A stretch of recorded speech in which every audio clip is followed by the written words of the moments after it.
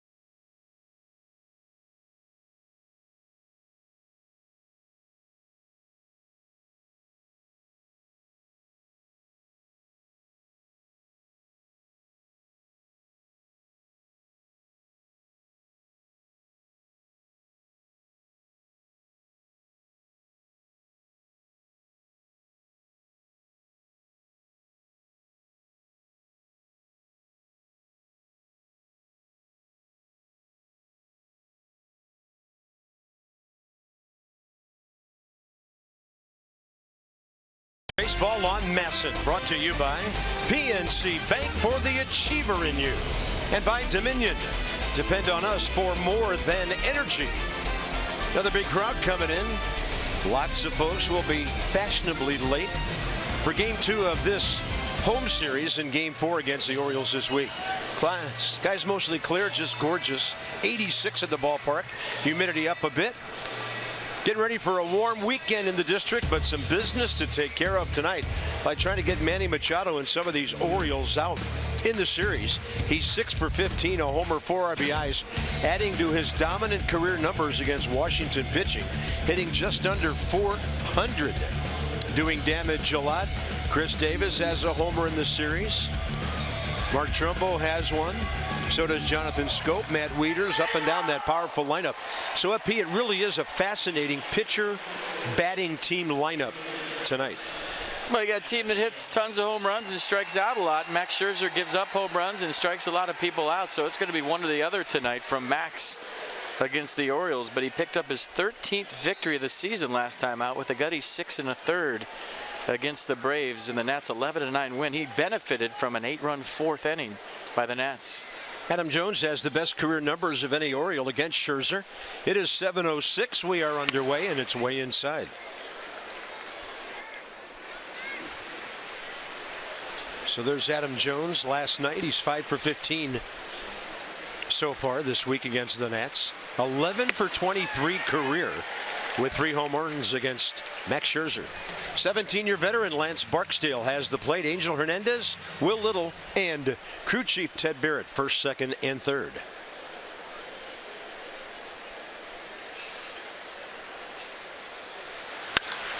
Jones to center. Turner going back.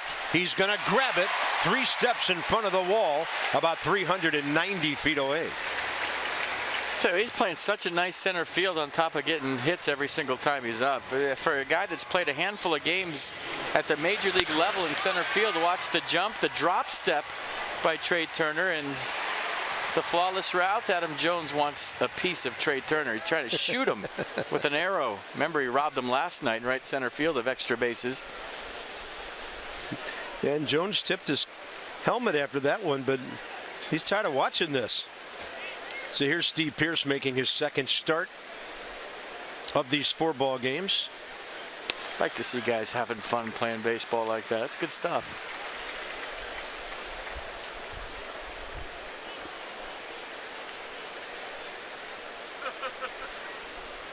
Pearce 0 for 4 with a walk, hitting .297. Scherzer goes off speed with a curveball, dropping in at 76. That's a pitch he's only thrown 8% of the time this year, but that was a dandy. Yeah, give these big free swingers something else to think about, huh?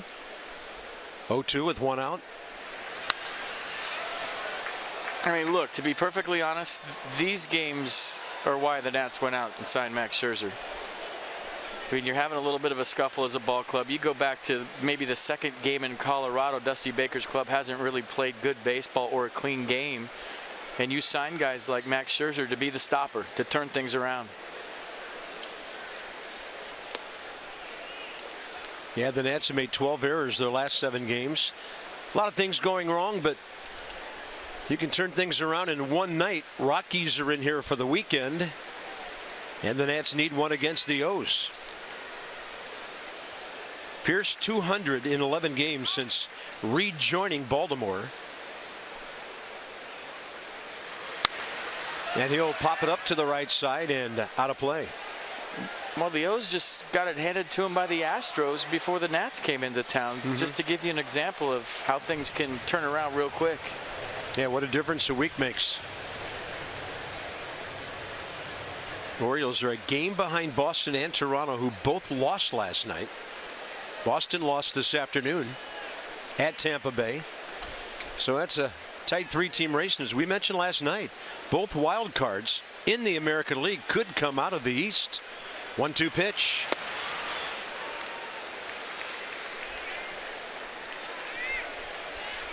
Good to see Jose Lobaton back behind the plate working with Max tonight. Been a long time since he's played. Wilson Ramos a needed night off. 2-2. Swing and a miss. Big slider at 87, ending up quite a ways from the hitter. Well, good curveball, good slider. So check the secondary pitch box for Max Scherzer early. Dropped the curveball in for strike 2 and made the slider for strike 3 look like a strike. Just long enough. Now there's a matchup many have been looking forward to. Scherzer, Buck Showalter, and his guy Manny Machado. We'll give you the career matchup numbers after the at-bat.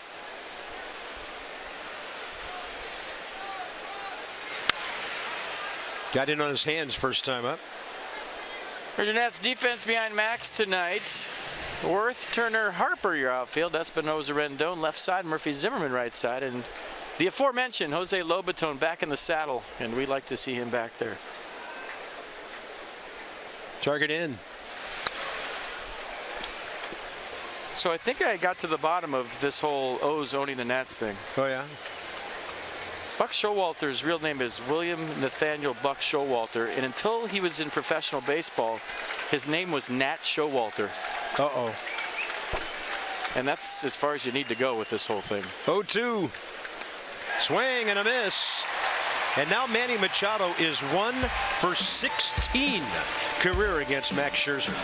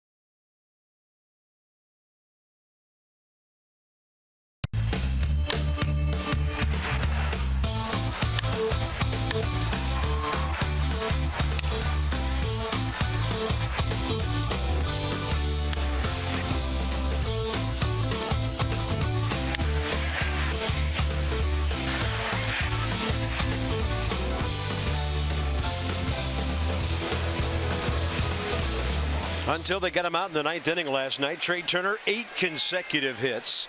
In the series, 8 for 13, a walk, a couple of runs. First time he faces Ubaldo Jimenez. Some of the Nats know him quite well, and his evening starts with a pitch outside. Well, there you see the arsenal for Ubaldo. Fastball 90, slider, curveball change. Split change, probably one of his best pitches with 2 strikes. And he's a guy you have to make throw strikes. If you wait him out, you'll get something right down the middle. If you're aggressive with him, you fall right into his trap. And he goes 3-0 on the leadoff man. Ubaldo, career 6-1 against the Nats. 8 starts, 2.32 ERA. A lot of that with Colorado. Has been in the American League now for quite a while. Trey piling up some great numbers, and he's taking all the way on 3-0.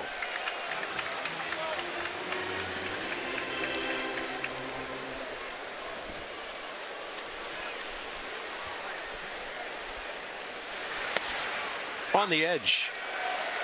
And the reason you're patient with him is, you know, it's not like he has electric stuff and you need to be afraid to get to 2 strikes because he has a tremendous out pitch. There should be no rush tonight with Nats hitters. Turner, broken bat, 2 hopper. J.J. Hardy for the first out. So the Nats follow with Worth and Murphy. Daniel, 95 RBIs now, and he is wearing out Orioles pitching on that old vice versa thing. Harper, Rendon, Zim in the middle, Espinosa, and Jose Lobaton playing in just his 28th game of the year in the lineup tonight.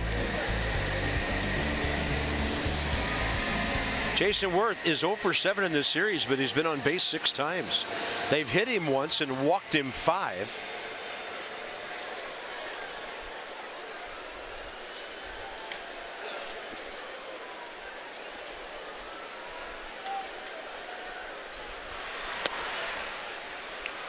And he falls behind his second straight hitter.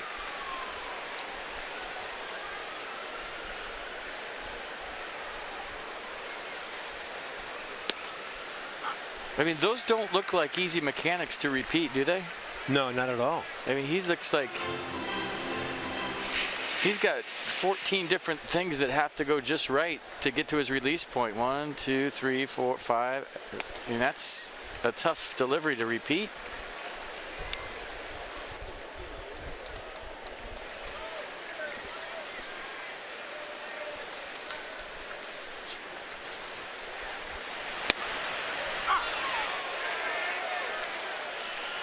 Ubaldo Jimenez's career record, it's just 105 and 104.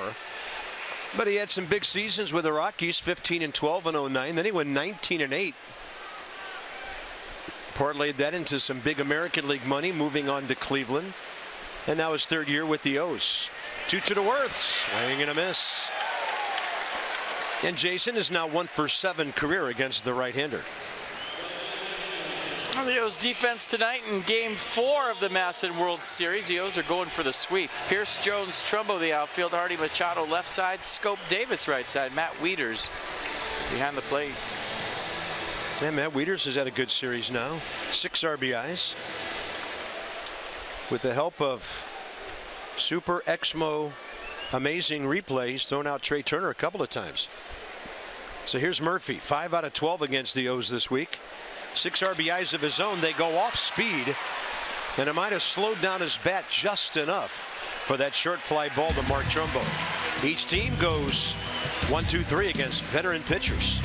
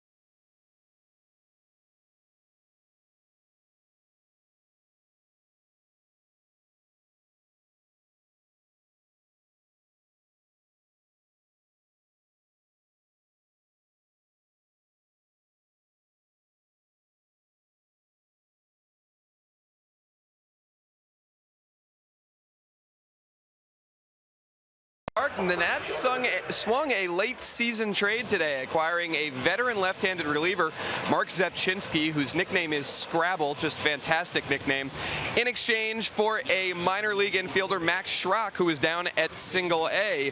He goes to the Athletics. Now, Zepchinski has appeared in 18 career postseason games, so he's got valuable big game experience.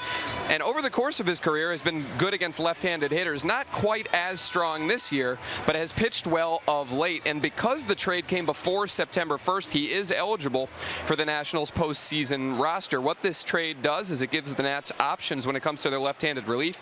Sammy Solis currently on the DL, progressing from left shoulder inflammation. Oliver Perez scuffled a little bit of late. Sean Burnett still at AAA Syracuse, so Dusty Baker now has 2 lefties in his pen, Zepchinski and Perez, and potential for more with Solis hopefully getting healthy soon, guys. All right, thank you, Dan. Yeah, that's a left-hander with 3 years of postseason experience with St. Louis and Cleveland. Over 2 million vehicles sold and counting. Dan with our Coons.com sideline report. Max Scherzer and Chris Davis. Well, the Joe Ross news is the best thing that Dan just said right there. Yeah. Nats missed Joe Ross. Yeah, Dusty talked at length today about his value to this ball club in that rotation. 1-1 to Davis. who's 8 for 21 career against Max with a home run, 2 RBIs in this series, 4 for 12. And when I say series, we're going to count the 2 games in Baltimore and last night's game here. 2-1 pitch. In the air to left center. It's tailing back to Jason Worth. 4 straight for Max to start his night. Inside the numbers we go, brought to you by Jeep. So consecutive seasons with 10 strikeouts or more per 9 innings pitched. And Max is about to tie the Hall of Famer Randy Johnson. He's already tied him once, and now he's going for the big one, 97-02. He's averaging 11.22 strikeouts per 9 this year. That's second in Major League Baseball. Got to have a long, productive career to be talking about that stat in that company. So here's Mark Trumbo. On base 7 times in the series. 3 hits, one of them a homer, hit by a pitch, 3 walks. So you want your stat of the night? In 3 interleague starts this year, Max Scherzer has 38 strikeouts and 2 walks. That helps when you start with 20 against the Tigers, huh? That's including tonight.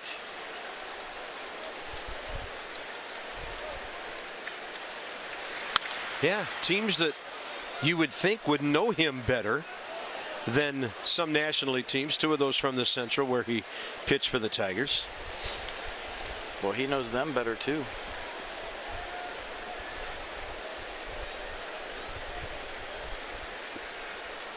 Oh, 2 with 1 out.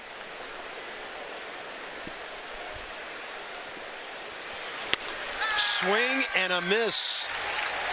96, seemingly moving away from Trumbo.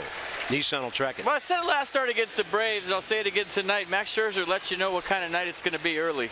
And he was grinding against the Braves last start, and I felt it was an intestinal fortitude win for him. But tonight, the fastball is jumping here early with 3 strikeouts and 5 hitters. Jonathan Scope.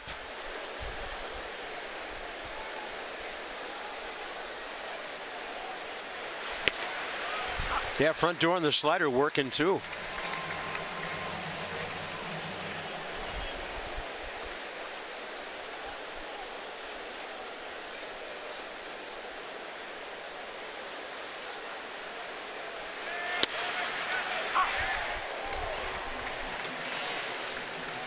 Hitting great spots.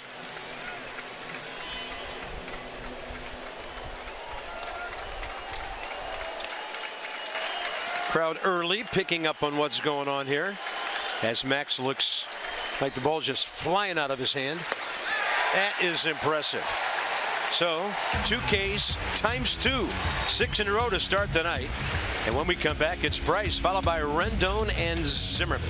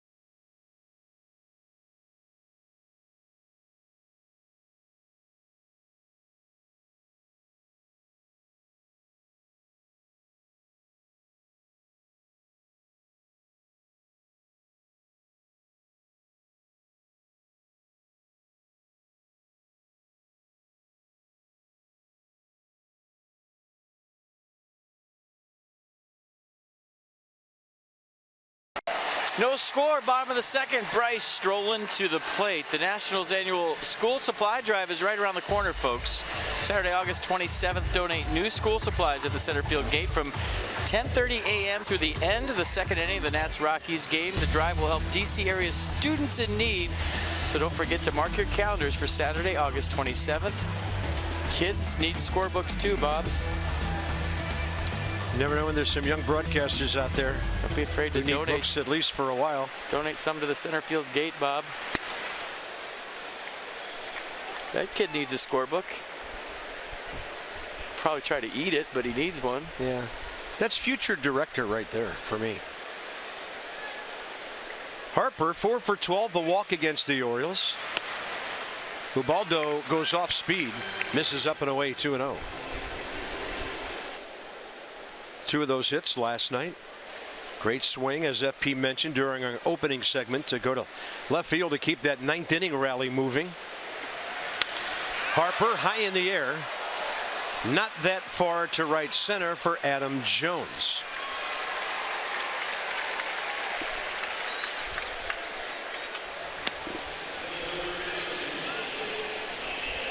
Well, the way Max is going so far in this one, I know it's only a couple of frames, but a few runs might win it tonight. And when you've lost a bunch of games in a row to a ball club, it's so important to jump out on top, or else you get that here we go again mentality working.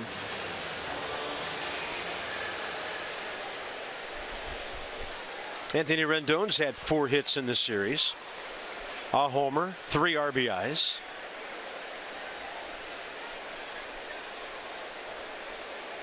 Got the Nads on the board early with that first inning single.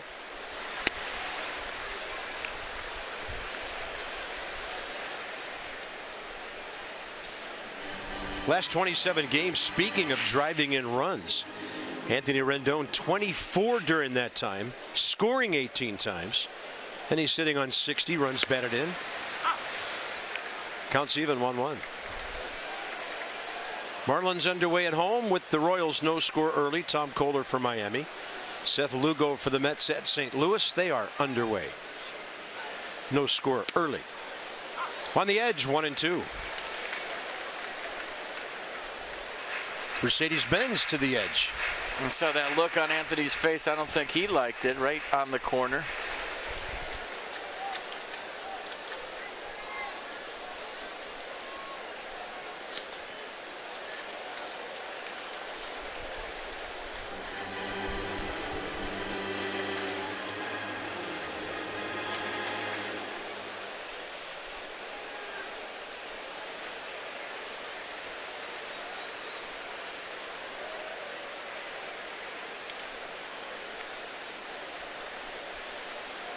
Long pause here and time given.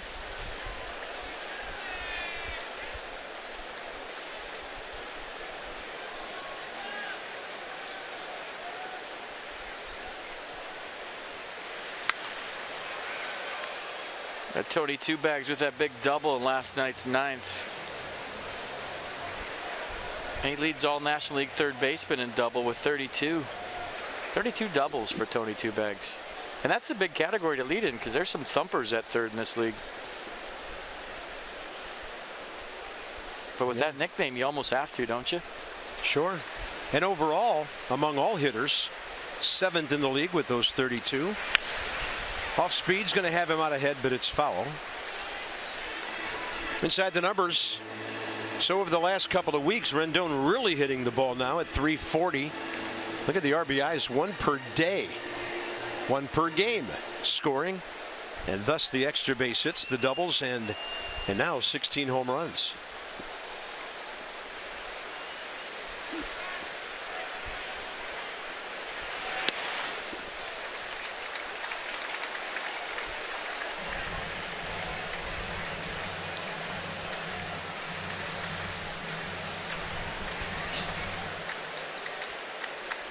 Ryan Zimmerman actually has the best career numbers of any Nat against Jimenez. 3-2.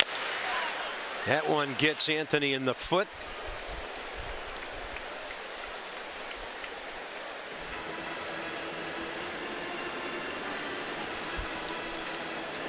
And 92 looks like it's got some late sink right off the big toe. Ouch.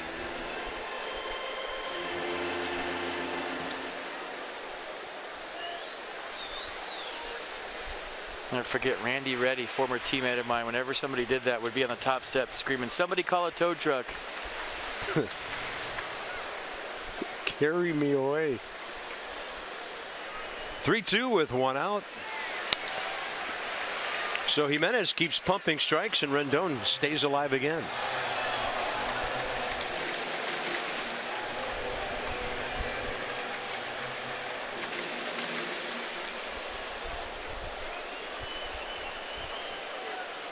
So here's the 10th pitch of this at bat.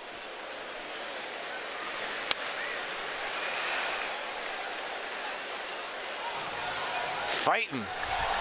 That's what Dusty Baker was talking about after the game last night. He loved that his ball club was fighting till the end.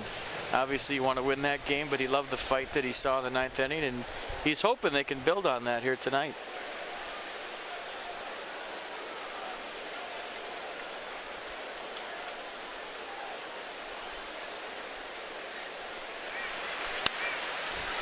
So we'll go at least a dozen here. And somewhere Daniel Murphy's yelling, "Win another" down there in that dugout. Fouling off some tough pitches and hoping you get a hanger. There's Nat Showalter.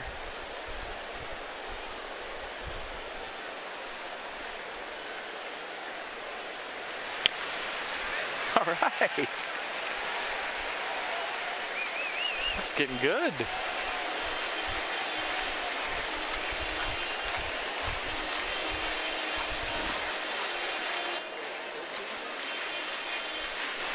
Yeah, I can't count that high. What do you got, Carp? 13? Highest one I see is number 12 that just got fouled off. They could get bingo out of this at bat. Finally hits one fair, and it's one of the best at bats of the season for Anthony Rendon, and maybe by any Nat. That is the definition of winning the battle. A 13-pitch fight goes Anthony Rendon's way. There goes the no-hitter on a very entertaining at-bat by the Nats' third baseman. And he finally wins the fight, hands inside the ball, little line drive up the middle. Nicely done, Anthony Rendon. Golf clap from Daniel Murphy. Wilson Ramos clapping his hooves.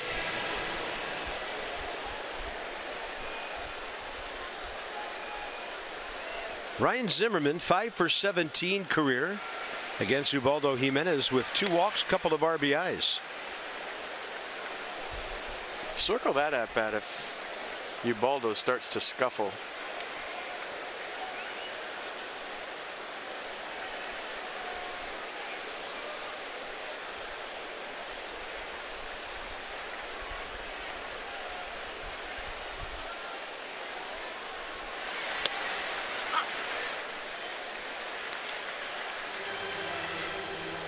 Remember when Ubaldo was a Rocky and he threw 100 miles an hour. Triple-digit guy when he broke into the National League.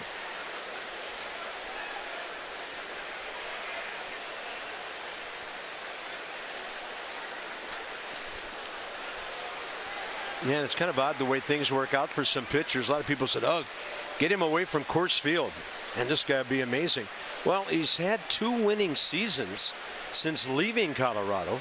13-9 with the Indians 3 years ago. 12-10 with the Orioles last year. So a lot of things working into that, not just the ballpark. And so Zimmerman flies out to Jones. Second out. Danny Espinosa suddenly having a good series against Baltimore. Yeah, last night he broke into the 20 HR club for the 2nd time as a professional, or as a major leaguer at least. A low liner that J.J. Hardy thought he could catch. That's how low it was. And it hit the bike rack in left field, so 20 home runs for Danny Espinosa, 2nd time in his career. And he's been swinging it. Remember the one he hit to left center in Orioles Park at Camden Yards? That was a bomb too. And his next one will tie his career high from 2011. Also getting close to that career high of 66 RBIs. 61 so far here with a long way to go. Let's go inside some numbers with PNC. So the shortstops, Trevor Story, amazing what he did before he got hurt. There they are. Guy in the middle, Corey Seager, could be one of the best players in the league.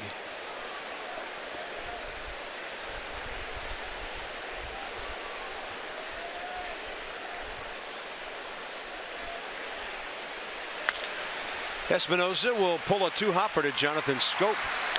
Nationals gone in the second. First team, though, to get a base hit tonight. And Max Scherzer goes back to work.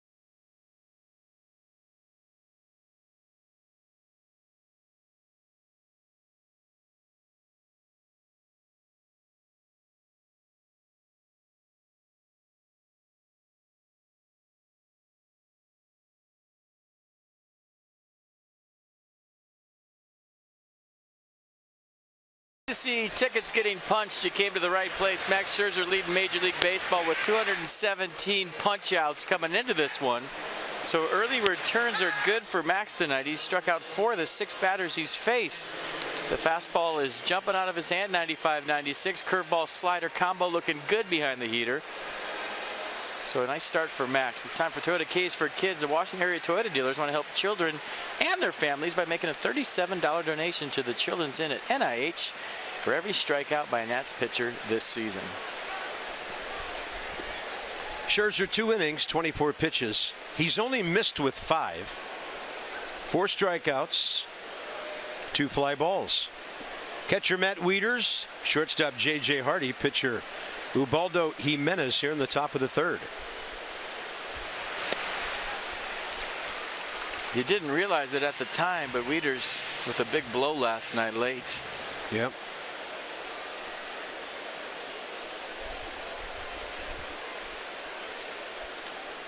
Three-run homer in the 8th inning. Looked like it was going to be a blowout. The Nats had other ideas. Came up 1 big hit short of getting back even.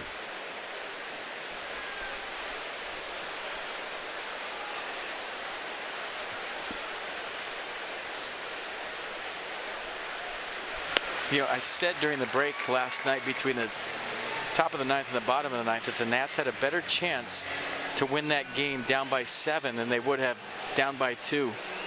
And what did I mean by that? Well, I was thinking you can jump on a reliever that Buck Showalter has out there with a 7-run cushion versus if Zach Britton's locked and loaded and mentally ready to come into that game with a 2-run cushion. And I don't think Zach Britton in his defense was as prepared as he is in a normal save situation. It wasn't a save situation, as a matter of fact. And the Nats did just that. They ambushed Parker Bridwell and made it a close game. He actually was charged with an earned run. Unbelievable. And Max Scherzer looking unhittable right now. That's 3 strikeouts in a row and 5 on the night. Slider's good, curveball's good, fastball's good. So check, check, and check. I don't remember seeing a changeup yet, but I don't think he needs one. That might have been a cutter right there, but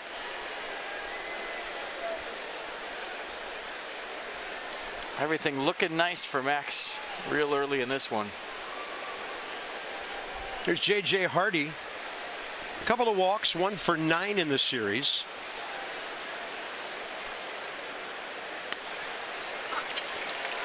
Bats 9th when the O's are at home and have the DH. And here in the National League ballpark, hitting right in front of the pitcher.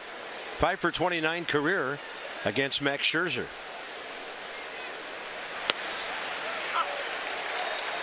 Do you ever think in the middle of one of these interleague games, Max is out there thinking, I should have stayed in the American League? 41 strikeouts and 2 walks in interleague play this year so far. Yeah. And these guys kind of know me, but as you said, he knows them. Each trying to exploit the other's weakness, if there is one. Strike call, and J.J. Hardy is claiming the ball hit the ground, and Buck Showalter is going to come out and ask Lance Barksdale to get some help on this. A lot of times the first base umpire will have a better view. So you ask for help before you use a challenge, and I think it hit the ground. I could be wrong. Is his cleat in the way? Yeah, it did. Obviously hit the ground. It's the right call. The challenger didn't have to use a challenge. You remember the old days when managers used to go out and request some help from another ump? You don't see that very often, do you? No.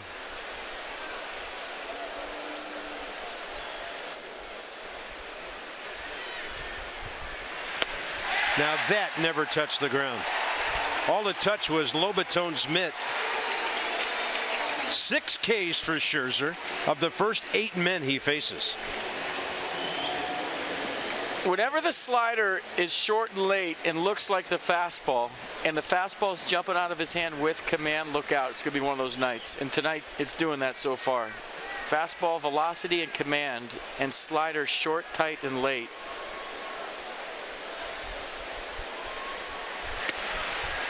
Fastball for a strike to Jimenez, who is 0 for 2 this year. 116 career hitter, 11 RBIs.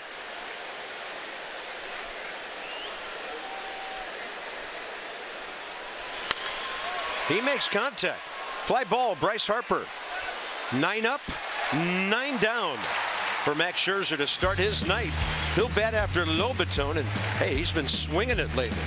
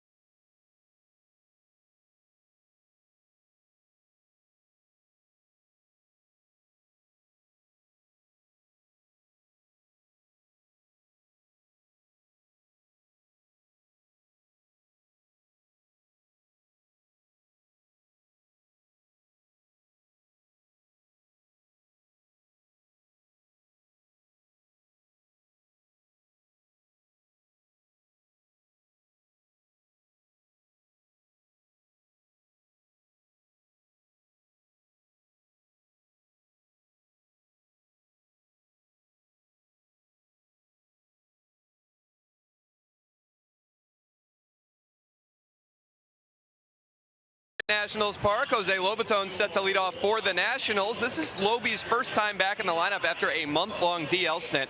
Here's a funny story for you. When Lobitone was rehabbing with the Syracuse Chiefs, they were playing in Toledo, and one night the Mudhens had a promo for fans in attendance. They chose one spot in the Syracuse lineup, and every time the player in that spot struck out, the fans were going to get free ice cream. So Lobitone's spot in the order was the one they chose that night, and of course he went 0 for 4 with 4 strikeouts. tryouts. And for those who aren't aware, Lobaton's nickname is the Ice Cream Man. So he joked to me the other day that all this was intentional. He just loves ice cream so much, he wanted to share the wealth with the fans in Toledo. The next day, when he wasn't the free ice cream guy, Lobie went 3 for 4. So very nice of him to provide some free ice cream 4 times over for some nice people in Toledo. Over 2 million cones, I mean vehicles, sold and counting at Coons.com. Dan with our sideline report. My figure as a hitter, once you do it twice, you start thinking, I'm going to make everybody sick. Just little reverse action 3 there. times and 4 times, and I hope all of you get sick on my account.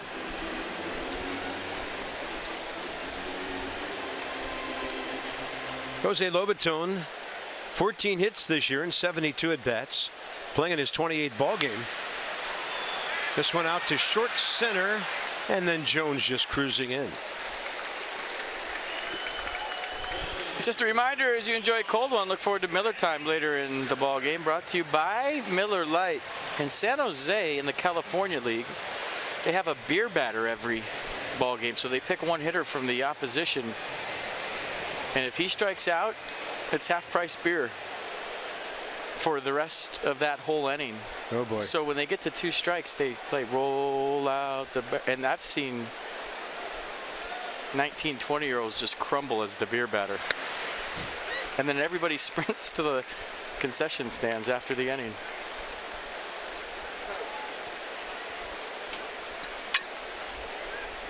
Baseball fans and their beer. Just ask George Will about that. For many years, the attendance at Wrigley was not based on the one-loss record. It was the price of beer on the north side of Chicago. George did a long diatribe on that in that wonderful book of his. Nice little place on the north side.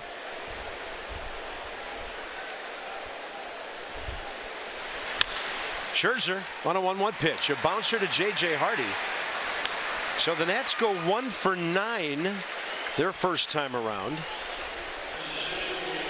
Back up to Trey Turner. Brought to you by Jeep.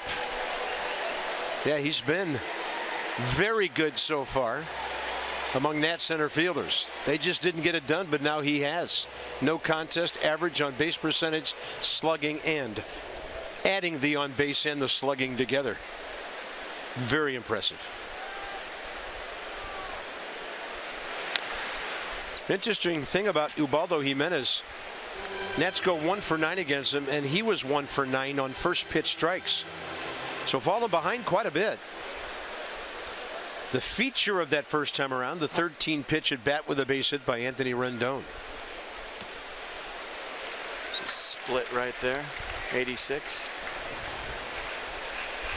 Some kids that come up, they're good. They're going to stick at the major league level. Trey Turner's a game changer, and you rarely say that about somebody in their first go around in the big leagues. Turner out to right center, and Jones over to the gap to grab it. Outs are coming quickly from Jimenez, 32, Max Scherzer, who's 32.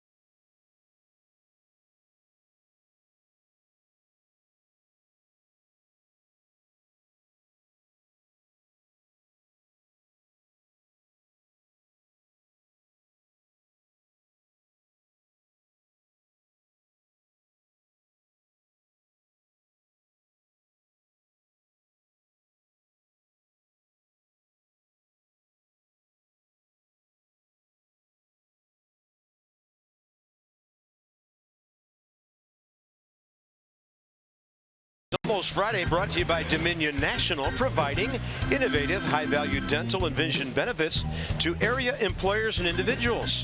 Smile, it's almost Friday, and Helen Maroulis was here hanging out with Gio, and she's got her gold medal. First American woman ever to win gold in wrestling. Fantastic. Well, what you didn't see there is she threw Gio to the ground and pinned him right after that. Yeah, he's questionable for his next start. She was born in Rockville, went to Magruder High School for 3 years, moved on to Marquette in Marquette, Michigan.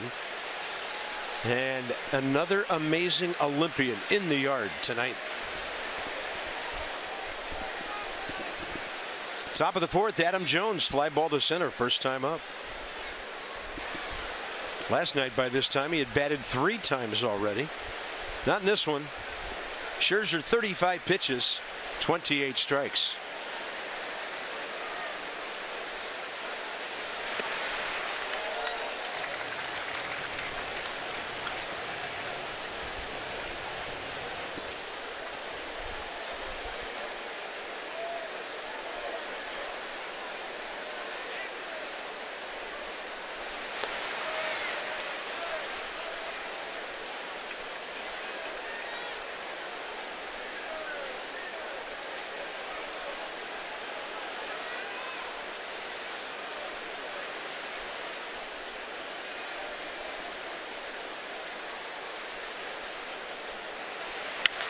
Shot to left. Worth can't get it.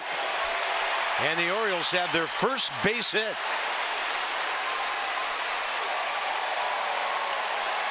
We told you that's the guy with the best career numbers against Scherzer. Now 12 for 25, and that's a leadoff double. 4th inning. Well, he hit the ball hard his first time up. Trey Turner made a nice play. This time he just stays on that nasty slider that the rest of the ball club has been missing early. Stays through it, hooks it down the corner. Nicely played by Jason Worth. Adam Jones just too fast, so a leadoff double here in the 4th inning for Adam Jones. He's waving at Trey Turner saying, I ain't hit it to you no more. That's why I pulled it to left. Exactly what he's doing. They're having a little talk. Hey, when you're Trey Turner and Adam Jones is showing you respect and having fun with you, that's welcome to the big leagues right there. Well, that's respect. He's acknowledging that Trey can play. Here's Steve Pearce. They don't mess with you if you're dropping fly balls and going 0 for 4 every night. I am a big Adam Jones fan. I love the way he approaches the game on a daily basis. I've said it before, and I'll say it till he retires. Yeah, how's that trade with Seattle for Eric Bedard looking from 2008?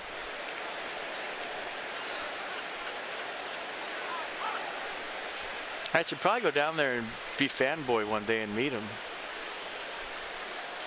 There were other players involved in that deal, a 7-player transaction, but Bedard, who was pretty good at that time, went to the Seattle staff, and they got a kid named Adam Jones, who had played parts of 2 years with the Mariners, a total of 73 games in 06-07. Just gets it, you know. In every way you can get it. A bunch of all-star games, gold gloves, silver slugger guy. 1-1 to Steve Pearce.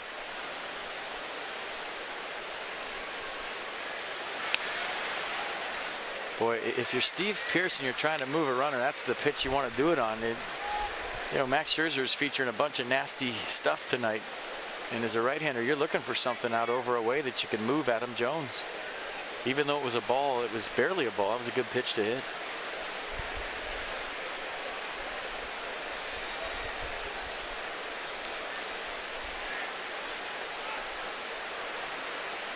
Two-1.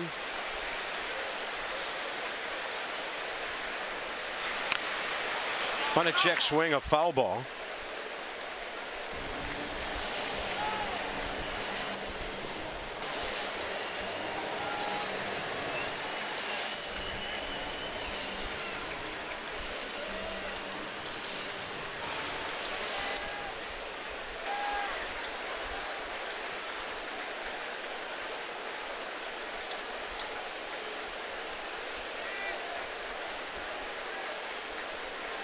See if he goes with that slider that's been working so well with 2 strikes tonight. Down and away. Yeah, Pierce in that straight up stance. Could he reach that pitch? He does to foul it, pulling it.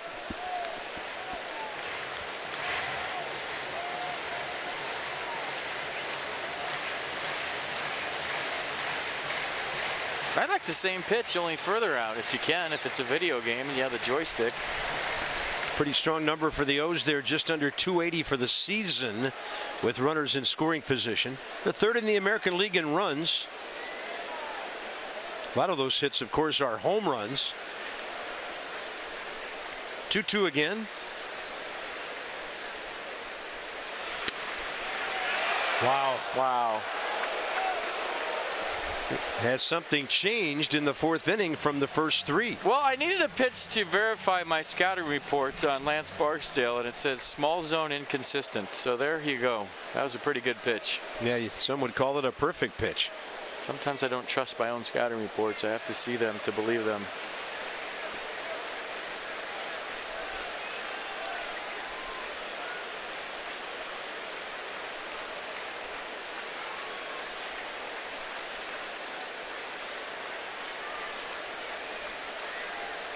Now it's 3-2.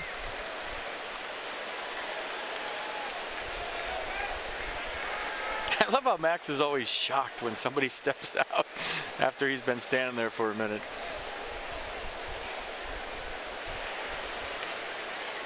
Pierce, his first strikeout victim 3 innings ago.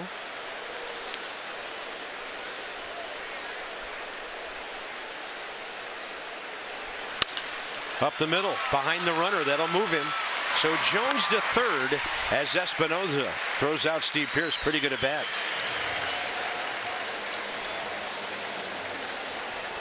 Join us for our Budweiser music party on Monday, September 5th at Nats Park, 1:30 to 3:30. Bob will be playing the trumpet the whole time. Joe Backman and the Tailgaters will be there. And there's going to be a mechanical bull and a rope beat contest. Do I need to say more? Tickets start at $20. Tickets to the Nats Braves game.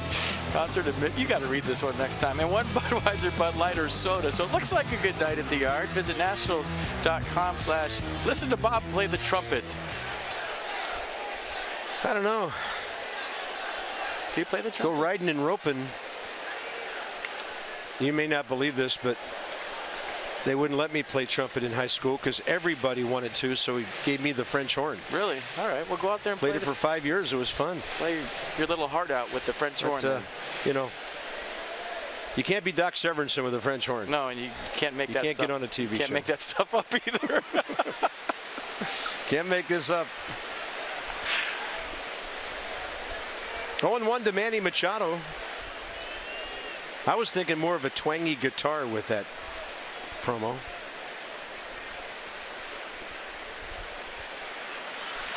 Fastball crackling outer half. Strike 2. Dusty Baker in field back. He has definite confidence in his offense tonight to score off Jimenez. And right now Max Scherzer pitching for strikeout number 7. He needs it in a big way. That is a perfectly placed fastball. Machado trying to pull it. Well, we've seen this guy drop the bat head on a lot of pitches over the years. Do you go down to get him, or do you go upstairs on 0-2? You expand with the slider away off of that pitch. Just make sure it's away.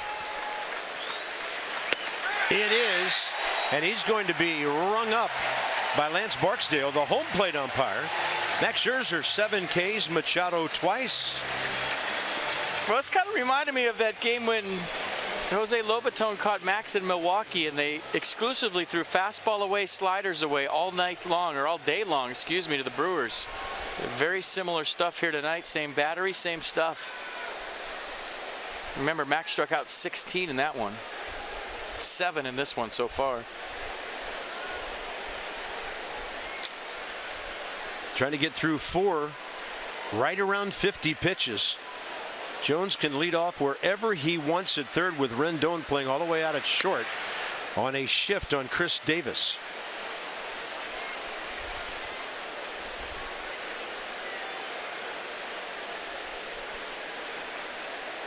Davis fly ball to Worth first time up. I mean, if he bunts it hard, it's 1-0 O's.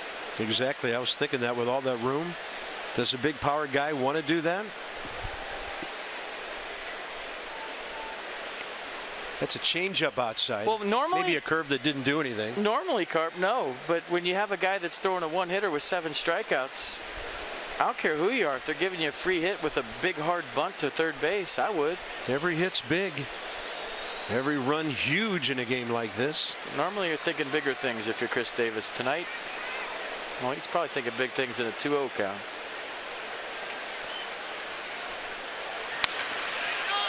Backhand Zimmerman. Scherzer to the bag. Perfectly worked on the 3-1. The crowd roars in approval. And the 4th inning of Nationals baseball. Brought to you by the RAV4 Hybrid. All-wheel drive and unexpected performance. Visit buyatoyota.com.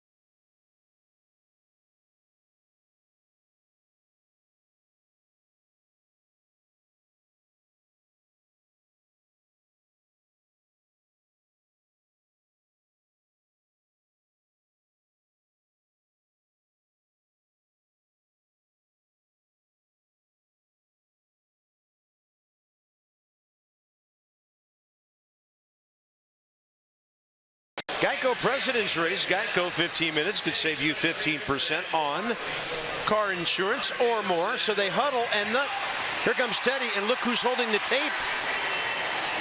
Teddy knows he's going to go right for Helen Maroulis here. Slam him. Yeah, take him down. She should have slammed the heck out of him. Teddy airborne. I know it's not. Yeah, it's not hurt her. Jason Worth, first pitch, bottom of the 4th. See you later. Back wall of the batter's eye. And the Nats take the lead on Worth's 17th.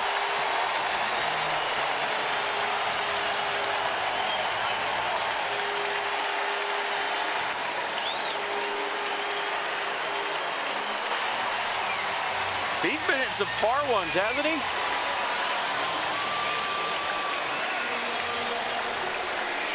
Got to get to the end of the line to Daniel Murphy. He's in the batter's box. My bad. That was a bomb, Carp, off the back wall. You don't see that too often here. You hit the back wall, then came back and hit the other wall and bounced back onto the field. Here's Daniel Murphy. He just got under one first time. So the Nats have their 169th. And on Worth's 17th. 436, 107 miles an hour. And a big turn of events here at Nats Park. Orioles with a runner on third, less than 2. There's a slap from Danny Espinosa. A strikeout of Manny Machado. Chris Davis grounds out, and Jason Worth goes deep, all in a matter of minutes, and the Nats take the lead, 1-0. Now he has 56 RBIs. Jimenez gives up his 12th homer of the year. Off speed, the splitter just low, 2-1.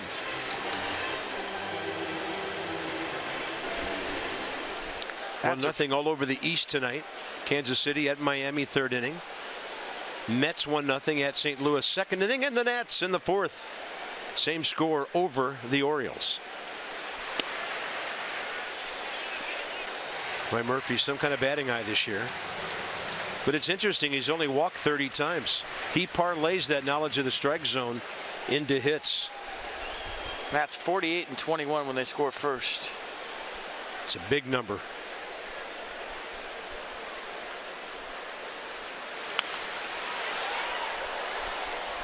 Show me that homer again. I want to see it. Fastball, belt tie right down the middle, fat. And Jason Worth with some serious extension, and he knew it. Over the dumpster in center field. Almost on the new artificial turf out there in center. Just a subtle bat flip by Jason Worth. Did you notice? Yeah, it's darker. It's darker. Murphy flares one to left. It's a long run and a diving play by Steve Pearce to prevent 2, maybe 3 bags.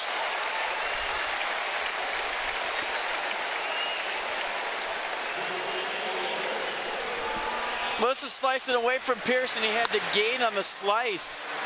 I didn't think it was going to be this kind of play, but you see where he's playing. He's playing Murphy super deep and left, so he had a long way to go and then left his feet. Nice play by the Orioles left fielder. Got a nice ovation here by Orioles/Nats fans on the play.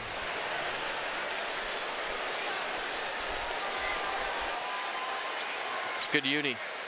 Grass stains. Here's Harper. Bryce a bouncer over Jimenez. Double pump.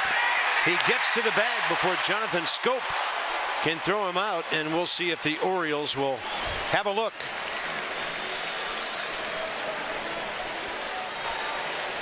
Good hustle by Bryce. Chopper up the middle, and we'll see how they score. They're going to score a single. All right.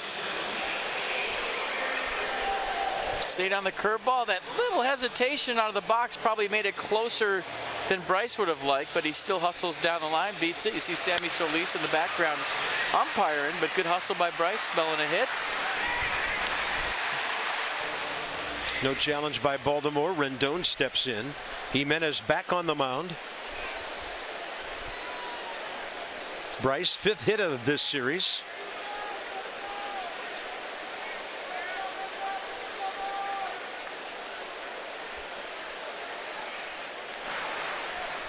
And he has stepped up his running game a little more lately, 17 for 24. 18 stolen bases against you, Baldo, this year. Only 3 caught. Heads up.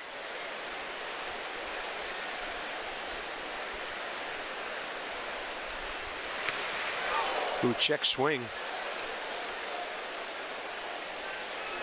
Ball ricocheting all over the place. Strike 1.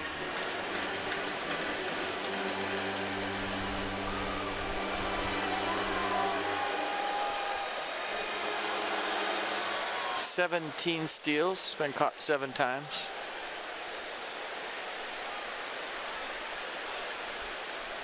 Three away from picking up Ian Desmond in the 2020 thing.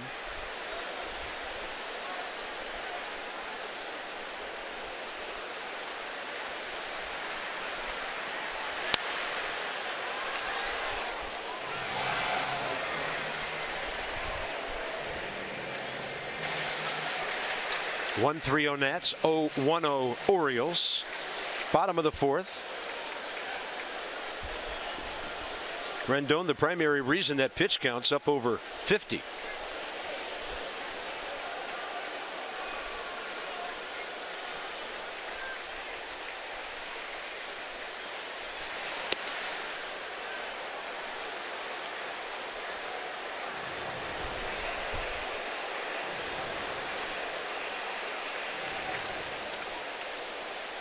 One-two is a good count to run on. Usually an off-speed pitch. You get extra step if you're Bryce right here.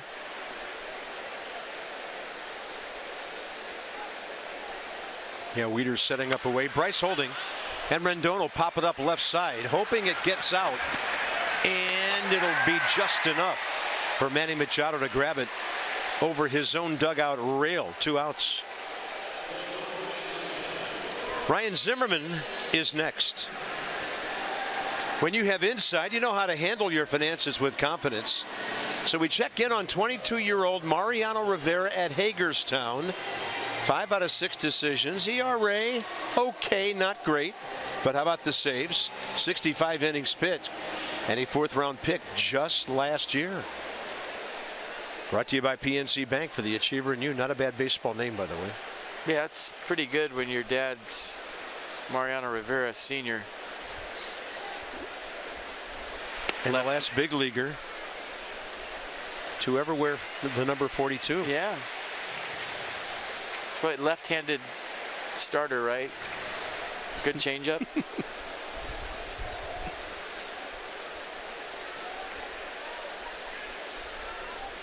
I mean, he has to have a cutter, doesn't he? You would think so. And a nasty one. Dad? He's got it. Dad, help me with my cutter, please. Dad, okay, son, cutter practice in the backyard at noon today. Throw it right down the middle, yes. and then by the time they swing, it'll be on the end of the bat. We're going to teach you how to break bats at noon in the backyard. Yeah. Or if it's a lefty, it'll be on the trademark. Lefty, it's on your hands. 1-0 to Zimmerman, who hit a fly ball to center first time. Harper running. Wieters throw, bounces.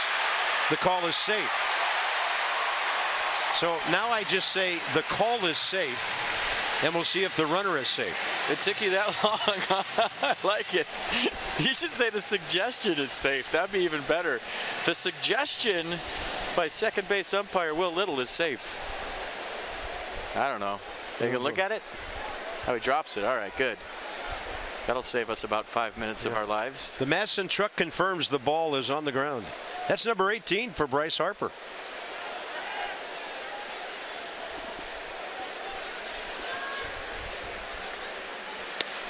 Strike to Ryan Zimmerman. He jumped back, ball under his hands, but Lance Barksdale called it on the inside edge.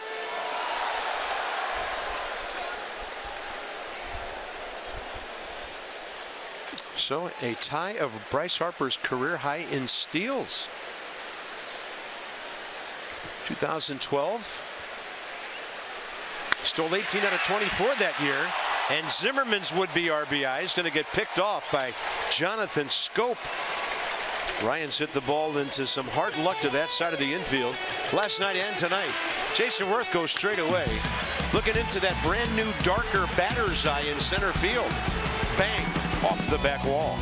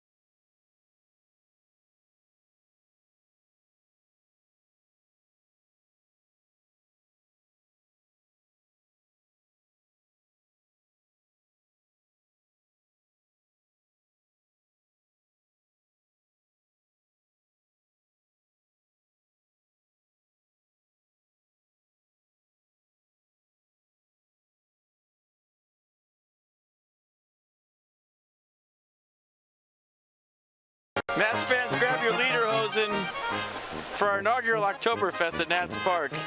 Can you say that? On September 10th, the first 20,000 fans ages 21 and up will receive a Nats beer stein. That's presented by Budweiser. Way to go, Trey.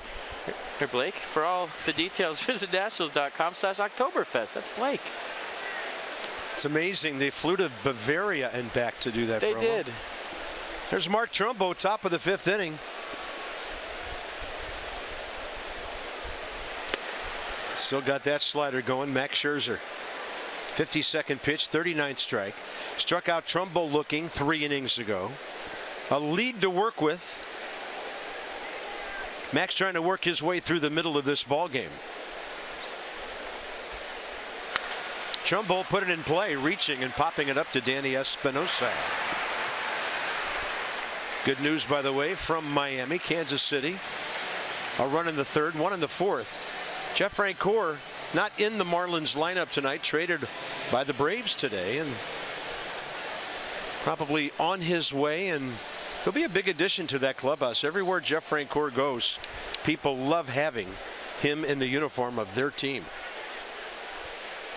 Who's going to replace Giancarlo? Well, Francoeur won't per se, but he'll give them some pop from the right side.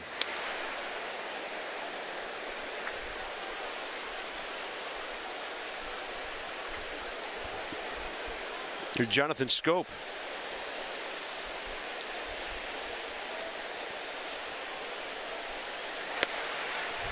Yeah, bringing that thing front door a couple of times tonight for called strikes.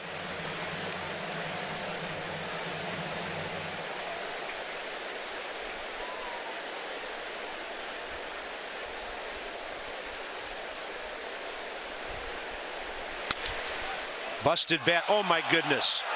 Max Scherzer between the knees, not facing home plate. 2 outs. He says, Tanner Roark, I can do that sort of thing too. He just go reverse 5-hole. He did. It looked like he planned it. He did. Watch this. I got it. It's almost like he sat there and waited for it in that position, knowing it was coming between his legs. Watch him just stop and put his glove down and hope it goes in. Watch. Look at it. He just waits for it. Are you kidding me? He waited for it. I think he knew if he turned back around, it might get weird. So he just waited for it with his back to the hitter, peeking over his shoulder. Unbelievable. The pause and the hesitation, you know, it was a changeup, right? Basically back to him because it was a broken bat. He thought it was going to be hit harder, and then he was just stuck and had to stay there and makes the play. Yeah, crowd's still buzzing about what they just saw. Bouncing ball into the outfield for Murphy, and from the grass throws him out. A 1-2-3 inning, 7 pitches for Max Scherzer. He'll bat after Espinosa and Lobaton.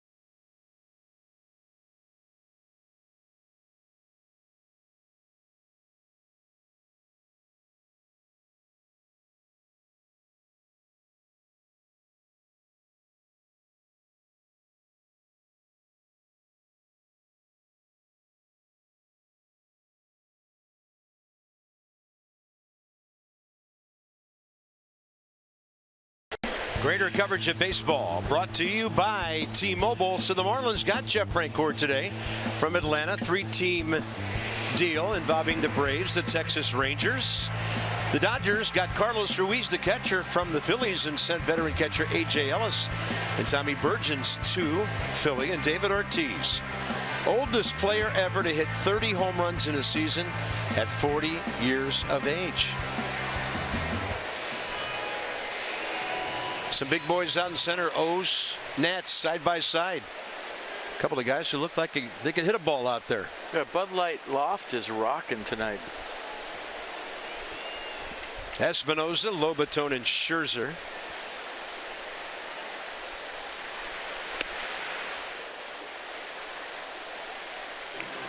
saw where Yu Darvish last night was the first American League pitcher ever to homer in interleague play.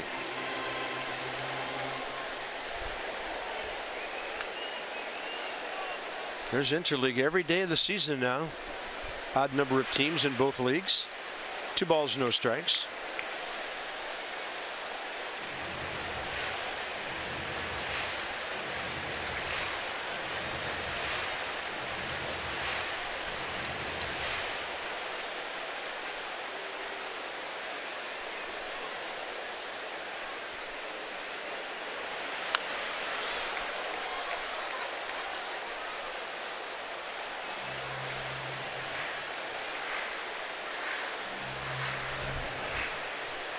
Another nice crowd, 39,100 here last night. This one in that neighborhood.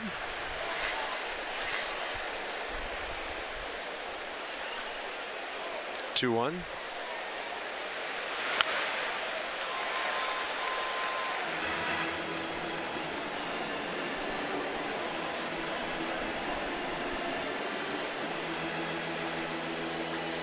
That's where Ubaldo usually goes to the split and Dusty Baker goes to the next toothpick.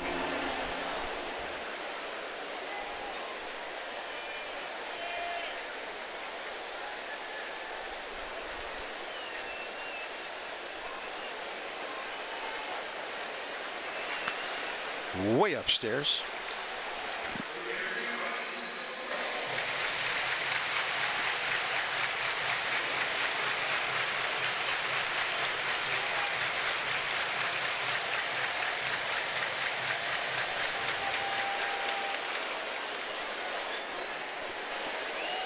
Neither pitcher's walked anybody so far.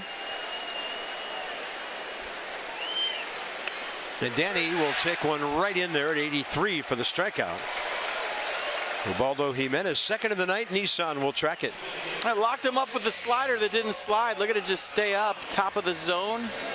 Matt Wieters with the frame, and I think the lack of break right there fooled Danny.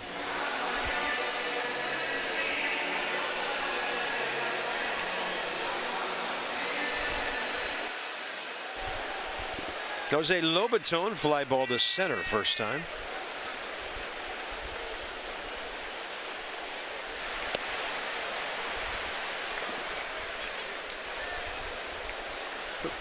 Pretty good pitch, didn't go his way. Yeah, Scherzer 58 pitches through 5. Jimenez had 58 through 4. And the count 1-1. A lot of off-speed stuff here in the 5th inning.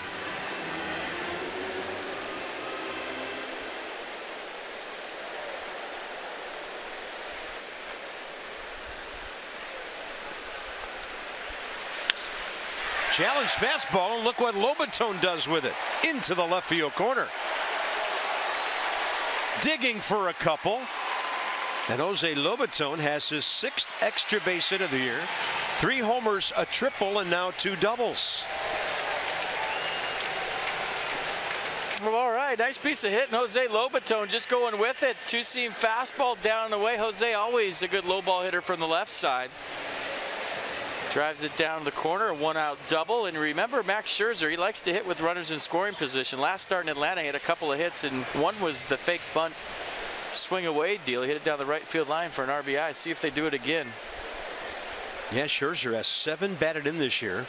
10 for 56. He's going to hit. Yeah, they're in at the corners, but not really a bunting situation with 1 out.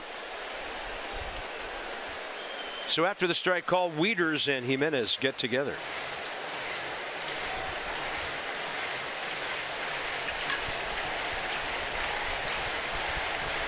The Look only at this. How about that number, FP? It's a good number. The only reason I like the bunt here, Carp, is you have an infield single on deck.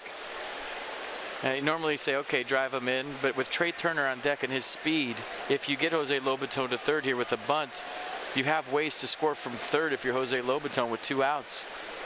And the ball not even leaving the infield. Normally, if you have just a leadoff hitter that doesn't run, I say swing away. But with Turner's speed, the bunt here wouldn't be the worst play for Dusty Baker's club. Counts even, 1-1. But he also knows that Max is clutch.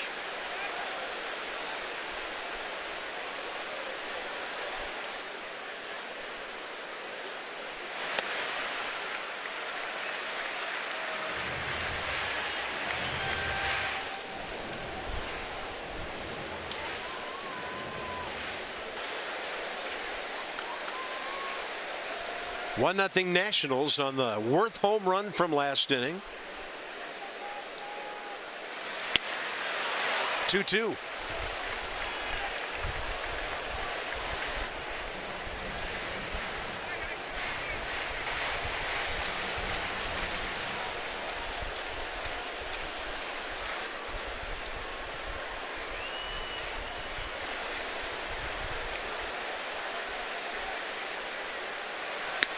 Upstairs with a heater, 2 down. Third strikeout for Jimenez. Potomac Nationals finished their regular season with an extended Labor Day weekend homestand September 2 through 5. Post-game fireworks on the 3rd, rally towels, and then they already have their schedule for next year, so a magnet schedule coming your way. That'll be all weekend at all the games, so check out the party at the Fitz. Trey Turner ground ball to short, fly ball to center, and a bouncing ball to 3rd. There's the infield hit that's in play. And going to 3rd is Lobaton with 2 outs.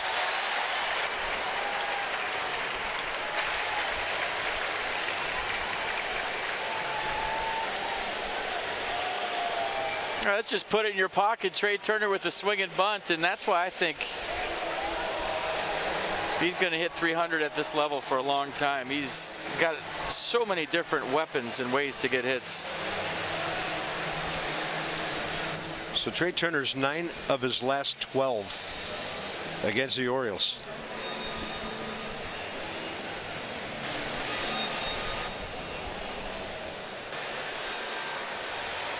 Jason Worth and Ubaldo Jimenez again. How carefully can you pitch him when Murphy's on deck? This will be interesting. And Turner's in play too.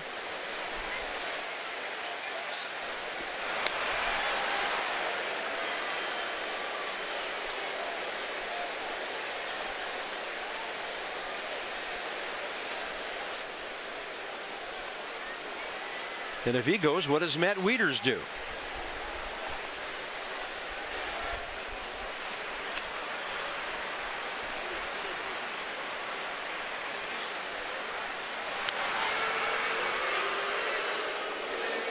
So there's a technique going back to first that's called spoking, and it's what Trey Turner does. Watch his feet. They kind of swing toward the first baseline at the very end. If you get back and the throw's late, you can actually swing your feet into a low throw and advance on it. It's a technique that some coaches teach at the collegiate level or the minor league level. So for young coaches out there, when you're sliding back to the base, if you swing your feet into the glove, sometimes you can get an extra 90 feet. And it looks like somebody taught Trey Turner that somewhere along the line. Good stuff. Jimenez trying to take his legs out from under him.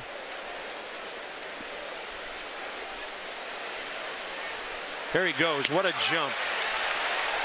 No way Matt Wieters is throwing, and nobody covered anyway. So Trey Turner gets number 15. Bucking it. Is he checking it? Hold on. We're going to challenge this one. Why isn't this defensive indifference when they don't throw through?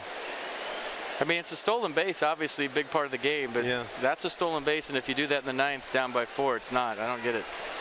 Anyways. So Trey, number 15. First base open, but Murphy on deck, and it's 0-2 to Worth. So going right after him, Ubaldo Jimenez, who strikes Jason out. So the Nats get a couple of hits. They've stranded 4. Quite a ball game, quite a matchup. A couple of veteran pitchers, 1-0.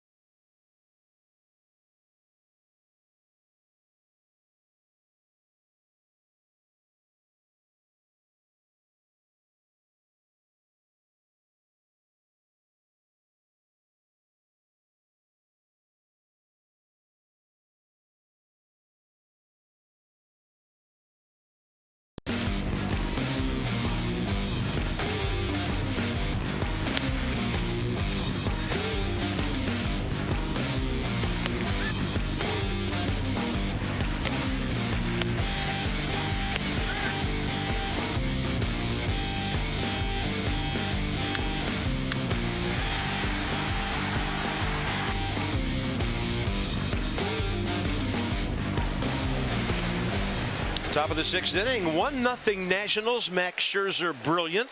Ubaldo Jimenez pretty good as well.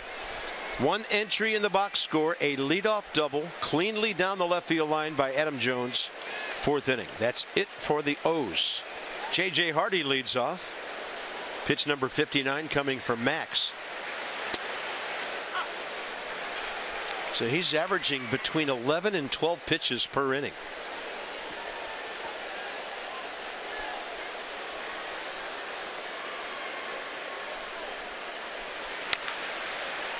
A lot of strikeouts early, but now for the last inning, almost 2 innings, ground balls happening. 4 of those in the 4th and the 5th. That'll get him deeper into this game.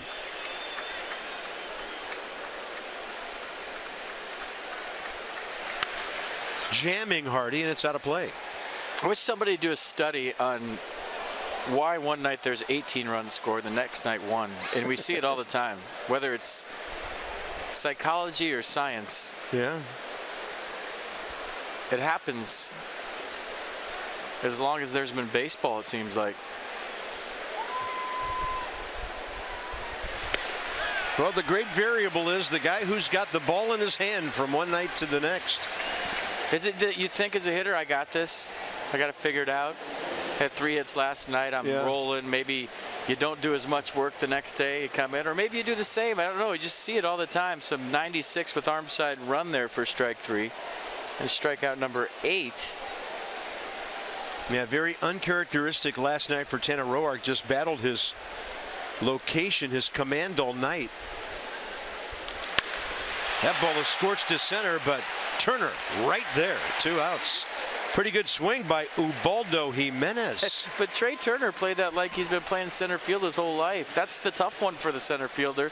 The low line drive right at you, but watch Trey Turner, top of your screen.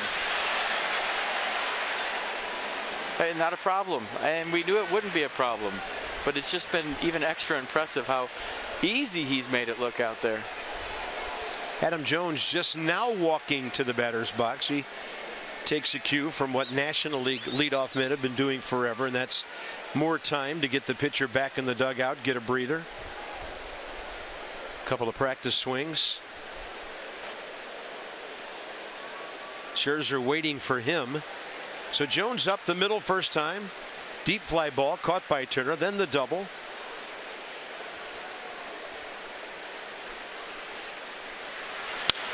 Now he goes to right, and Bryce Harper waits for that. The outs are coming very quickly. Last inning 7 pitches. This inning 6 for Max Scherzer.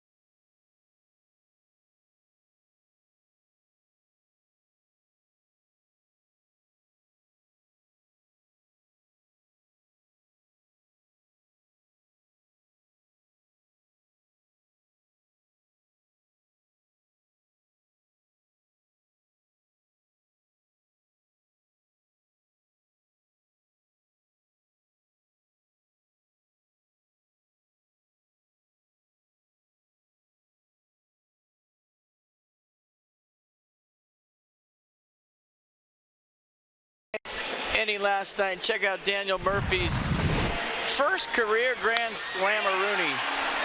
His 8th full season in the big leagues, and that's the first time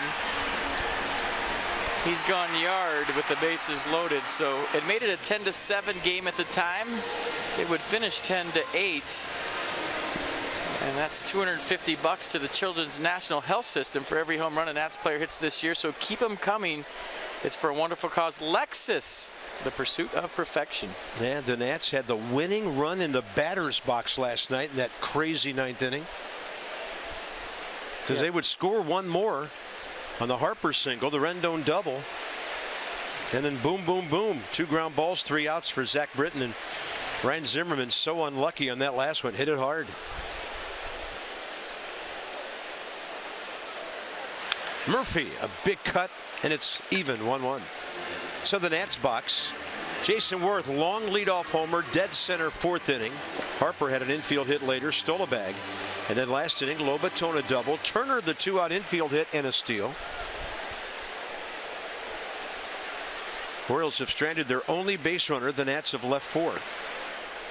So I'm looking at Murph's stats. 2009, 12 homers. 2011, 6. 2012, 6. 2013, 13. 9 and 14, and 14 last year.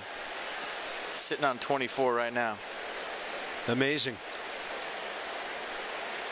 And if he doesn't swing, it's not a strike. 3-1. Just getting on the plate and doing damage. It's a different mindset more than any other thing. It's not like he decided to hit the weight room or he's changed his training. It's just where he stands in the batter's box and his mindset. And I know what fans are thinking. Why don't more guys do that? Well, not everybody can pull off what he has. Not everybody can go no stride and get to it at plus, mid-90s fastball in the inner half. Does it help what he's done if you're left-handed? Is it easier to do maybe because you're facing so many right-handers? Maybe. Going to pop that one up left side. Machado in the foul ground.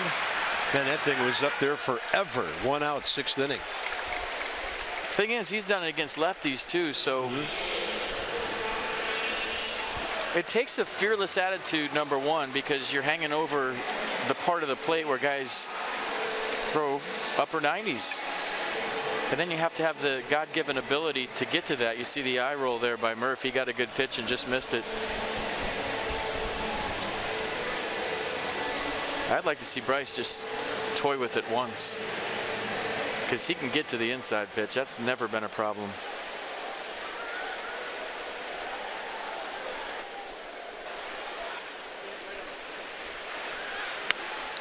Inside to Harper.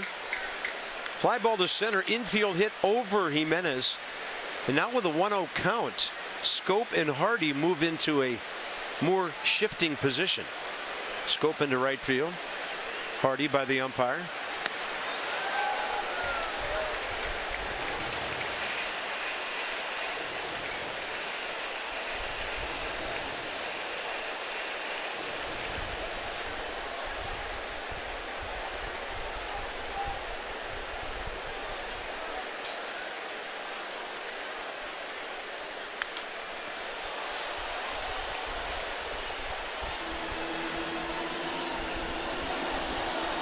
And the excuse me, Carl. Yeah, last 12 games. I like the RBIs. Almost won a game.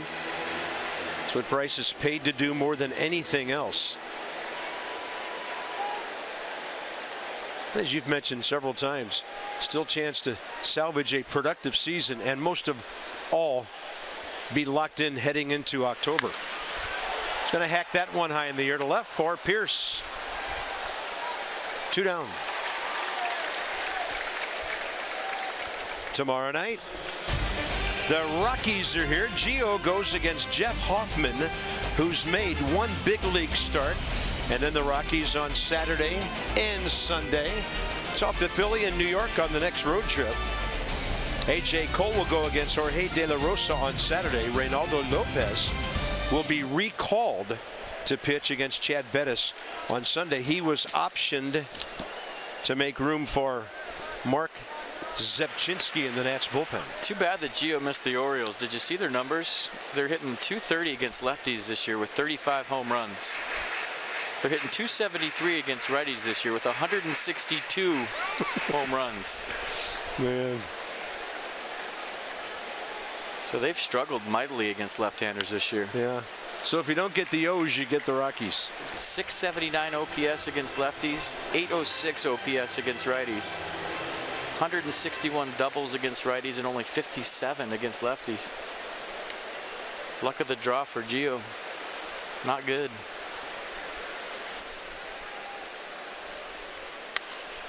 That ball really hit well by Rendon and cutting away from the foul pole. Nice grab.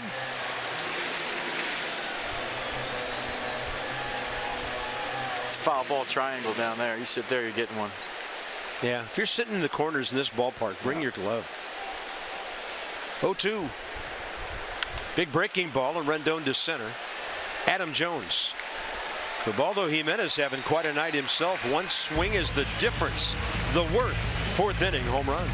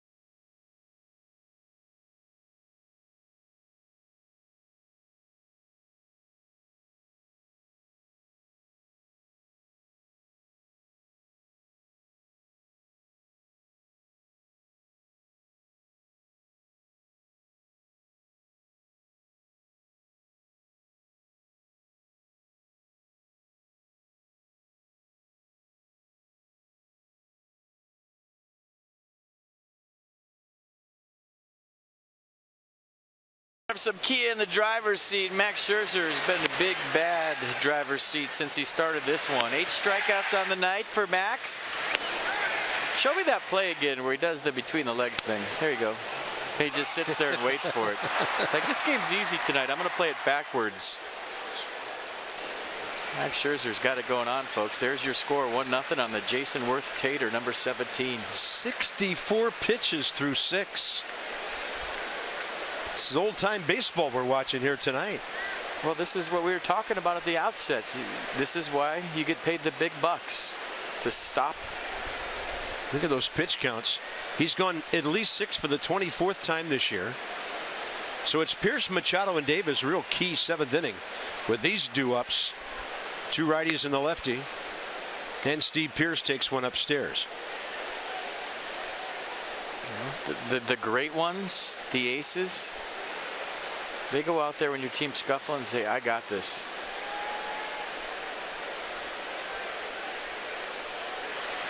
Remember that shot of Max last night in the dugout? It looked like he was already thinking about tonight last night.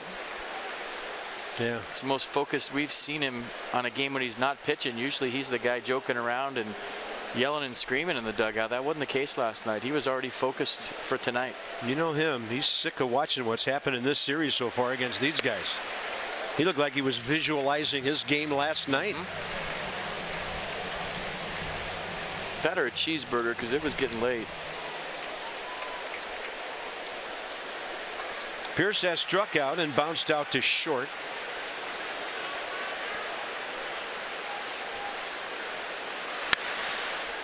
And this one popped into short left center. There's Danny. All right, I did it today, folks. And if I can get through this process, so can you. If you're a Nats Plus member or a season plan holder, your postseason or renewal process has until August 31st. And if you're new by renew for next year by that date, you'll receive an extra postseason ticket offer. So log into your Nationals Access account or do what I did, call your account rep, email ticketinfo@nationals.com and do it ASAP. Don't get bumped up against the 31st because some of the postseason locations are getting pretty full.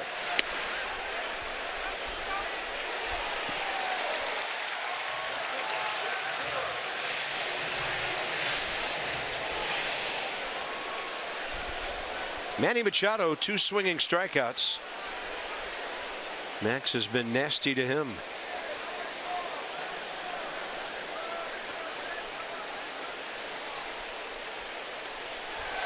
Swinging from the heels and the disappearing slider. 0-2. Well, if you have 29 homers in a 1-0 game, you want 30. And that's what it looks like Manny's trying to do. And I don't think you can blame him if you're Buck Showalter. Then he jams him. Great pitch by Scherzer. Away, bust him in. 1 out on Pierce, 2 outs on Machado. Now the lefty Davis.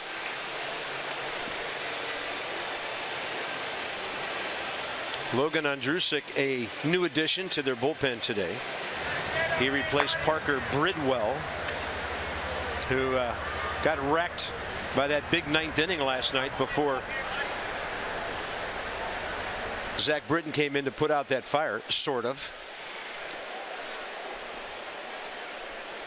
Here's Chris Davis. Fly ball to left. Hard hit ground ball to Ryan Zimmerman. That was with Jones on third, 4th inning.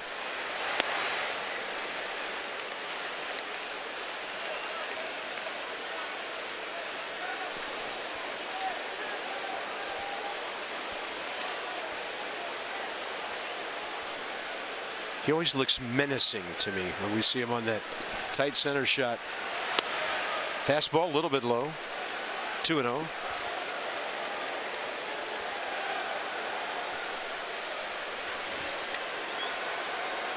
He's a large human.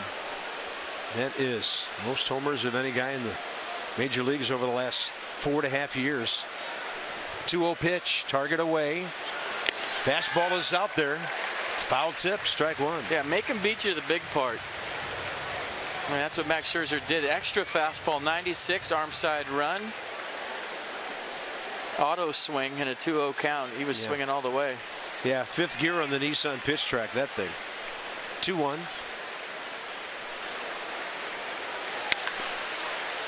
Foul ball. So he missed to the other side of the plate, but Davis couldn't hit it fair.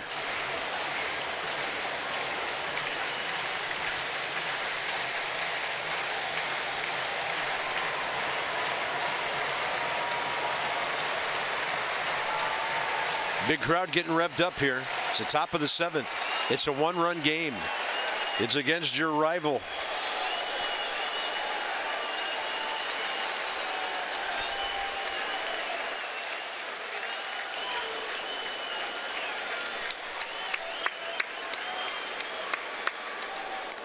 Okay.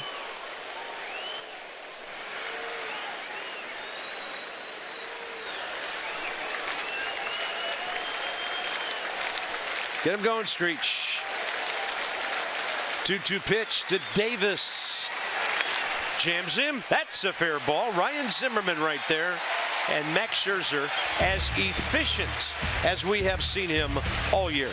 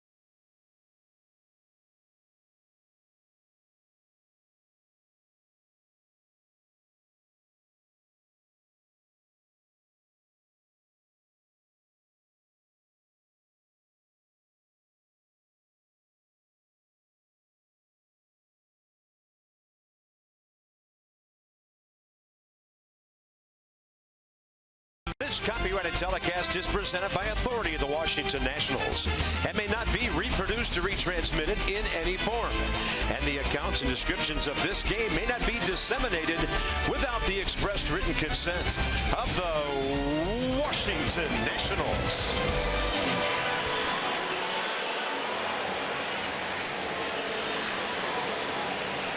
Quite a night at the ball yard. The Nats are into the Orioles bullpen.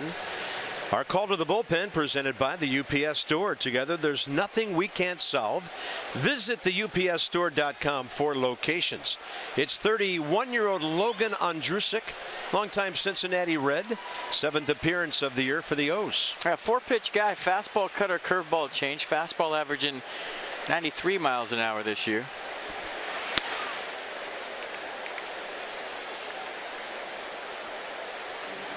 Ryan Zimmerman has faced him twice, 0 for 2. Ryan now in the series, these 4 ball games, 2 for 15 against the Orioles. Off speed upstairs. Trying to get Max a few add-on runs here and the ball club as well. Yeah, Scherzer's now retired 12 in a row since the Jones double, 4th inning. Zimmerman, Espinosa, Lobatone here, and Ryan out to short. Nice big second hop for J.J. Hardy.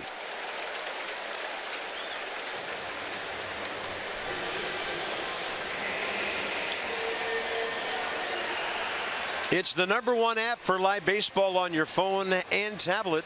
MLB.com at bat. Stay up to the moment at any moment with Game Day, live game video highlights, and StatCast. Download it for your phone and your tablet. Danny Espinosa, ground ball to second. A taken third strike against Ubaldo Jimenez leading off the 5th. Jimenez went 6 innings, a run on 5 hits, didn't walk anybody, 4 strikeouts. One Jason Worth swing, the difference.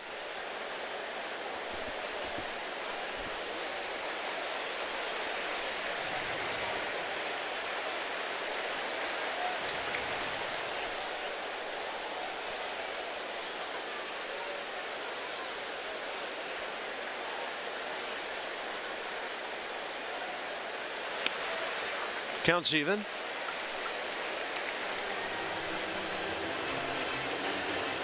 Manny Machado and Jonathan Scope having a long-range conversation.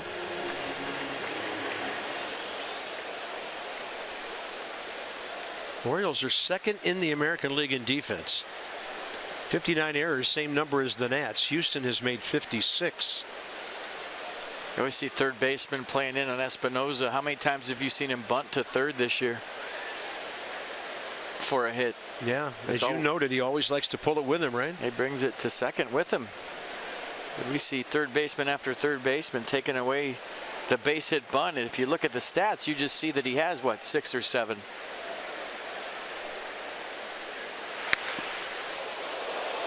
Now that ball slamming into the camera bay at the outfield end of the Nats dugout. I saw some equipment go flying. You okay, Neil? This is all right. It'd take more than that to get our guy out of that pit. Headphones went flying, though. I saw that.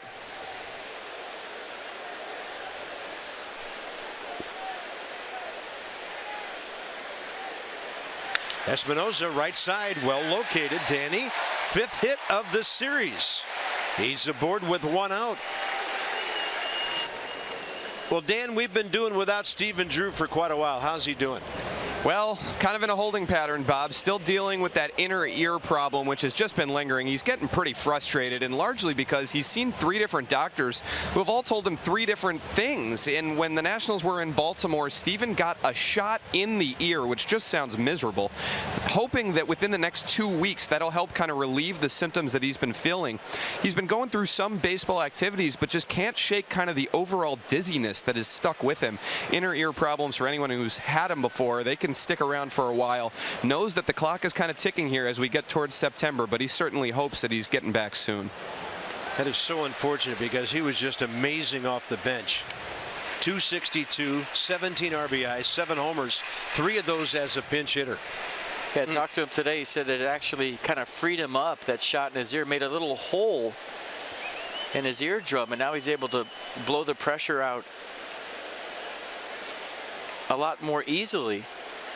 And he said now it's just a matter of letting the medication shrink everything inside of his ear, but he's having more good days than bad days, and it's just kind of hoping it keeps progressing in the direction it's going. Yeah, and that's missed Stephen Drew. That would be a wonderful bat to have for September and October. And he can play anywhere you need him to defensively. He's still helping on the bench. You saw him talking to Daniel Murphy there about hitting. 0-2 to Lobaton. That'll bend him backwards.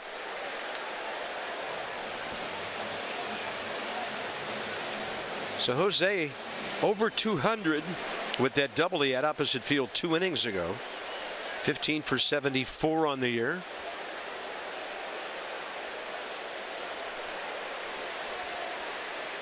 Go for 1 against Logan Ondrusek.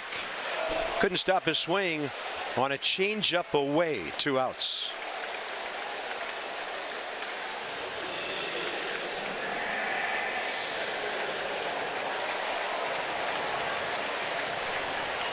So Mercedes-Benz with that pitch way away. I was just laying out for the max ovation. I thought he might been pitching real well. I think tonight is an understatement.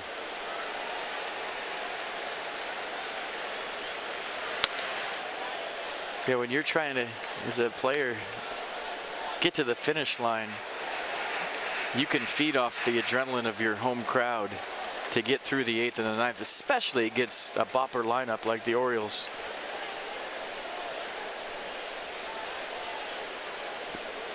Long way to go in this one, but he's been fantastic. So Max probably asking, did I swing or was that a called strike? It's even 1-1. Ballpark is full tonight. The Nats will win the battle of the attendance figures, but they're trying to salvage one on the win column here. 2-1.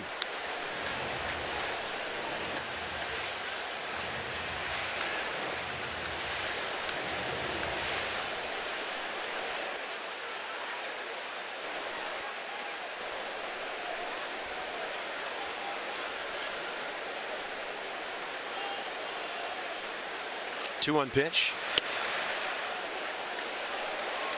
So here we are, bottom of the 7th, into the 9 o'clock hour. The Nats at home, 36-24. 28-34 are the O's on the road. Nats trying to win their interleague game here. Trying to get their 12th of the year.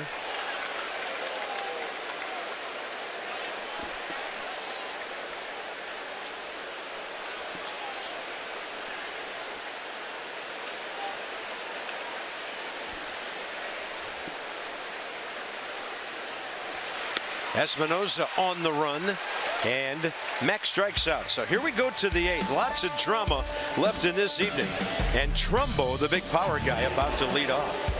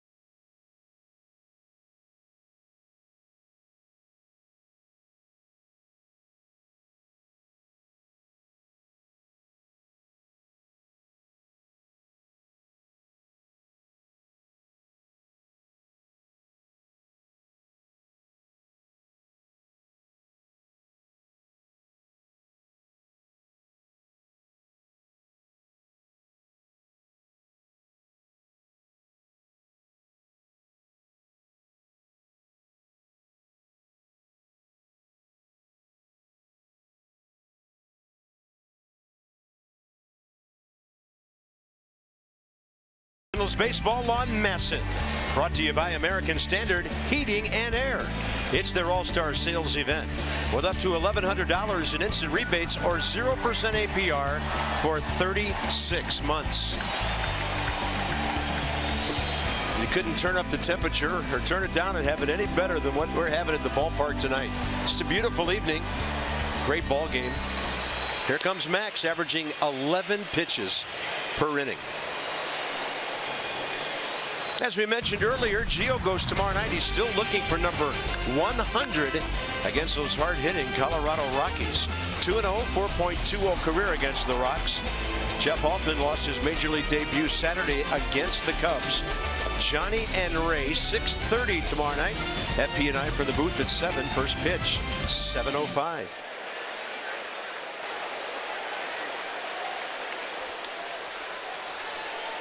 And the Nats, because they hadn't made the transfer until late in the afternoon, did have Reynaldo Lopez listed for Saturday, but he can't pitch. He's got to go down for 10 days. And so maybe Lucas Giolito, a big-time candidate for Saturday against the Rockies in a day game.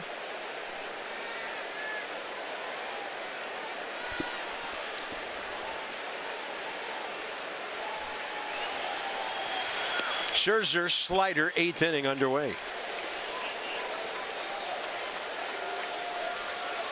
One double by the Orioles, or we'd be all really biting our nails even more right now.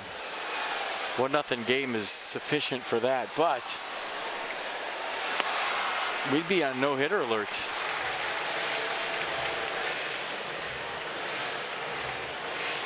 And maybe perfection as well had that not happened.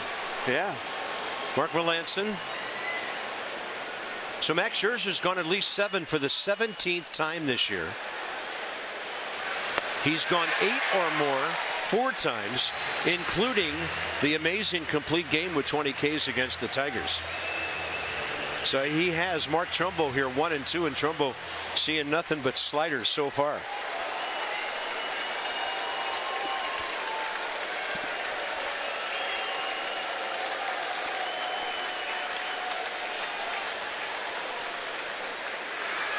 Another one right off the end of the bat. I mean, it's just so hard to pick up, especially when you're commanding the outer half with the fastball all night. Hitter after hitter, to me, looks like they're not seeing the rotation of the Scherzer slider. It is mimicking his fastball for about 55, 56 feet, and then just hanging a left at the end, real quick, real short, and real late.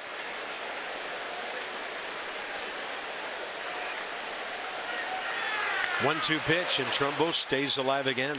97.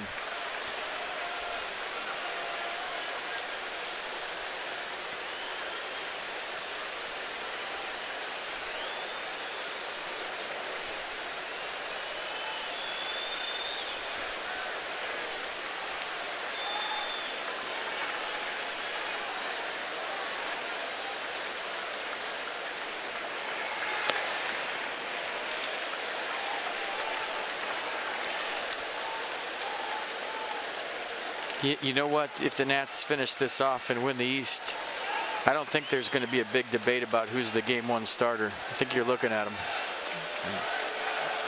Well, as you say, that's why they signed him. That's why they signed him. 2-2 to center. It's going to drop.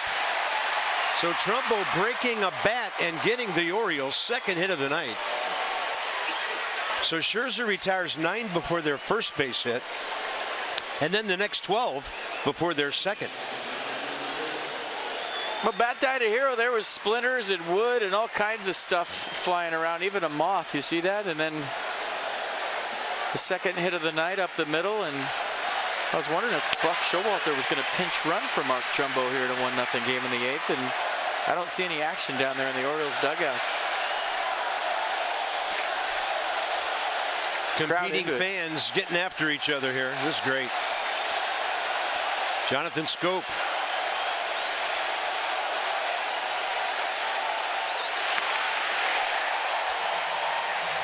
Oh, there's the face, the snarl. He's talking to himself. I love it. Closer mode. Here we go.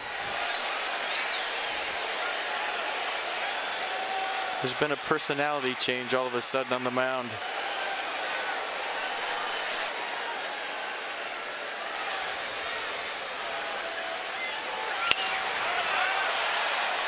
Over to the left side, Lobaton having a look. Rendon there, and it's just too deep into the pit for anybody to reach it.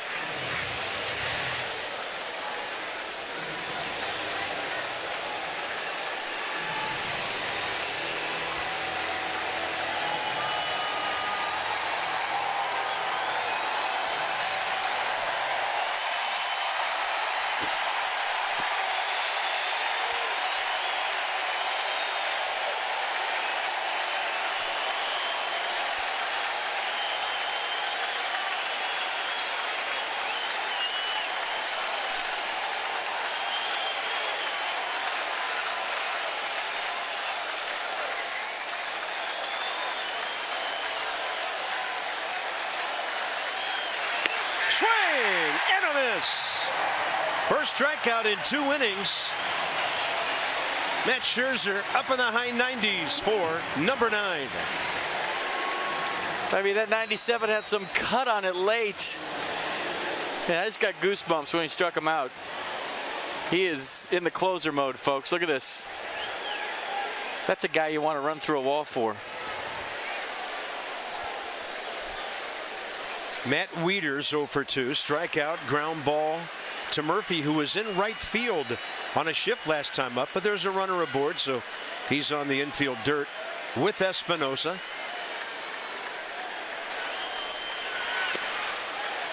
Trying to steal a strike on the outside edge, just missed. I mean, let's set the stage here. This is a 1-0 game on a team that has a guy that leads off with 24. Their third hole guy has 29. Their cleanup guy has 30. Their fifth guy has 38. The guy who struck out has 20. There's no room for error. I mean, this is all just stuff plus intangibles off the charts.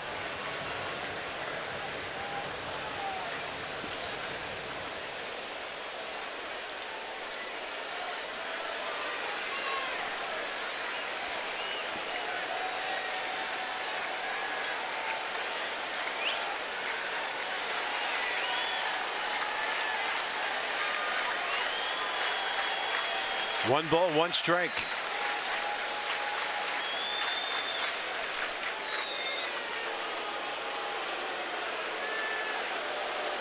Reset. Maybe didn't like the pitch or didn't like the thought that was going through his head. Started all over again.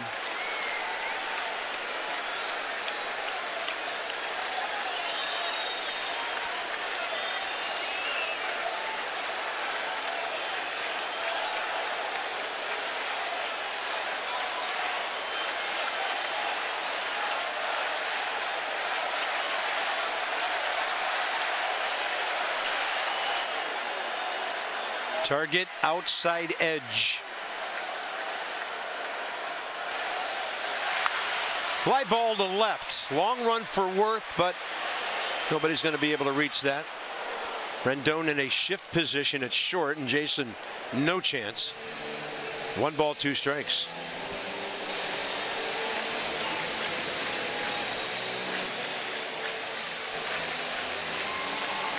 This is where this ballpark needs to lose its mind. Sean Kelly's up, and so is the new left-hander. Mark Zepchinski. Double barrel action in the right field bullpen.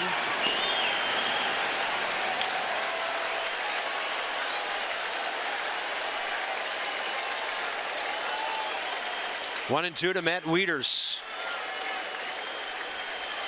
Swing and a miss on a changeup for the 10th strikeout of the night and the second out of the 8th inning. I think he's reaching deep down into his bag of tricks right now in the arsenal. I haven't seen too many changeups from Max tonight. And he turns one over here perfectly to Matt Wieters for the strikeout. This is amazing stuff going on right now. Max Scherzer 11th time this year with 10 strikeouts or more. J.J. Hardy is next. Contact man, runner at first, 2 outs.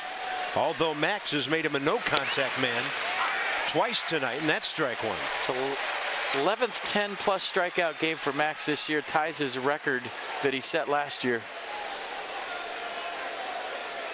Nats record.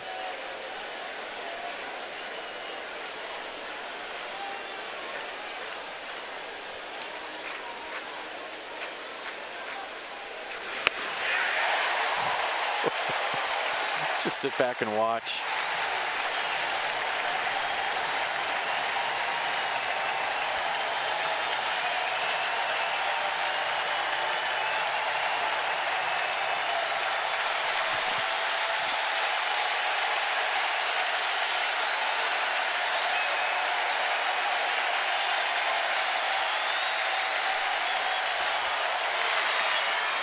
Great stop by Lobaton, but running on the play, Mark Trumbo, the Orioles' 15th steal of the entire season. So FP bring this up often, sensing an off-speed pitch, maybe a slider in the dirt and off and running. Yeah, things just got a whole lot more interesting right now in a 1-0 game. Slider in the dirt, he was going all the way. Ambush steal by Trumbo. Now the tying run in scoring position, and this place is getting real loud.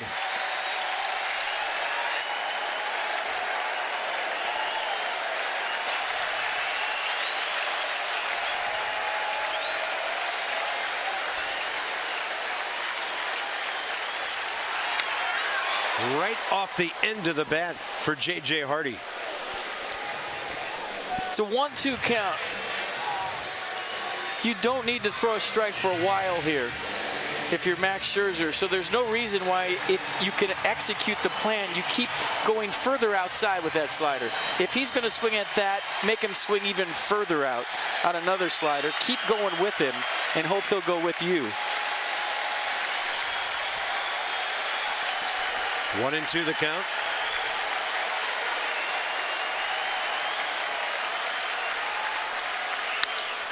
To center. Trey Turner's there. 8 innings of shutout ball for Max Scherzer. On 10 strikeouts, only 2 Baltimore hits. Top of the order coming up. He deserves some more runs.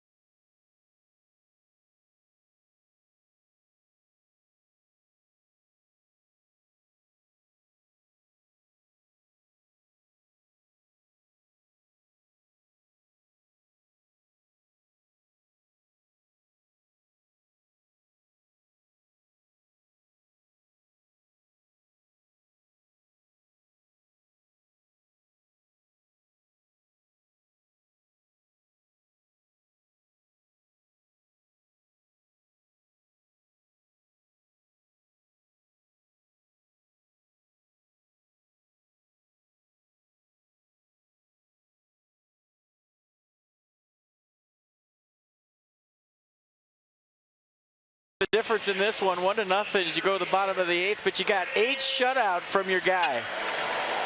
And this is how Max Scherzer's night ended.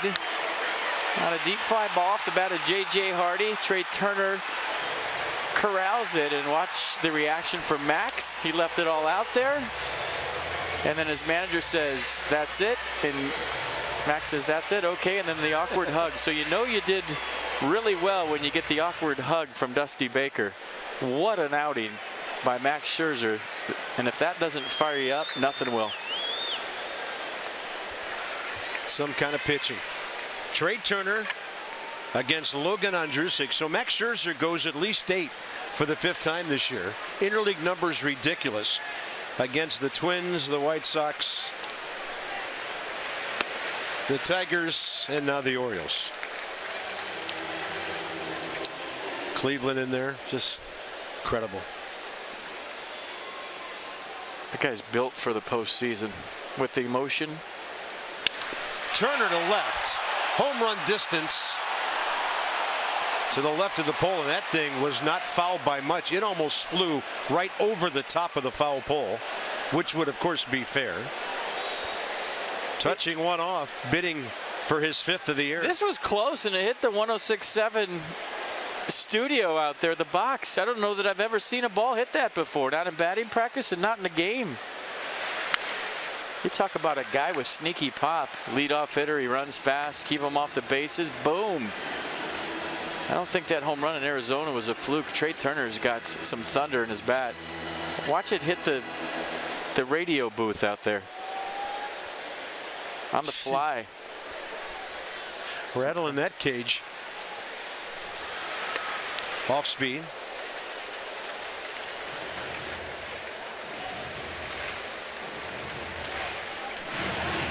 Mark Melanson. Games like this, why you go out and get a guy like that. Turner 3-2 up the middle, base hit. So 2 more hits tonight. 10 for 17 against Baltimore in the series, and he was 0 for his first 4. He is a game changer, just like this Jason Worth home run we're about to show you. Just like we promised you early in the game, it's Miller time, brought to you by Miller Lite. Jason Worth going big fly straightaway center field, his 17th of the year, a no doubter. Belt high fastball, serious extension, hit it off the wall in center field, and the only run in this game, thanks to Jason Worth and his pop. Yeah, it's a big man's home run. Yeah, that was a Worthquake for sure. 17th of the year, RBI number 56. All right. Go. Jason's very patient. Turner loves to run.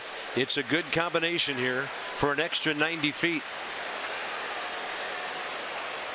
Ooh.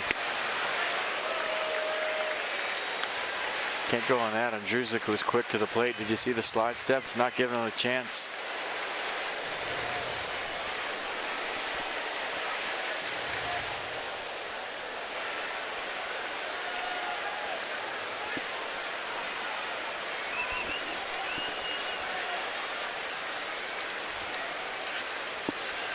Holding an 0-1, pitch up and in.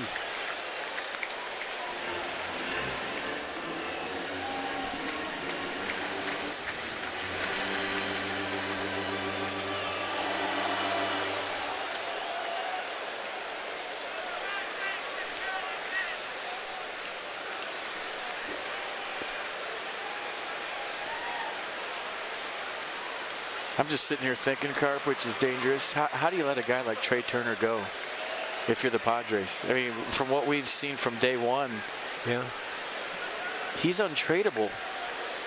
Well, only thing I can think of is they really wanted Will Myers. They got him from Tampa Bay in that deal. He's an all-star, so can't really argue with that. But I don't know that he's a game changer like the guy on first. Worth now 1 ball 2 strikes. And don't forget about Joe Ross too. Absolutely. Souza from here to Tampa, Myers from Tampa to San Diego, and those two here.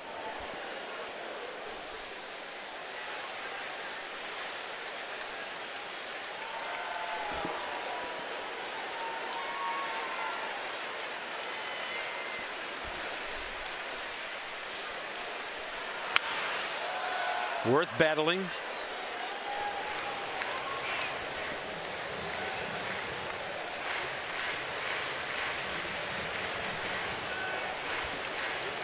Turner 1 steal tonight, 15 out of 18.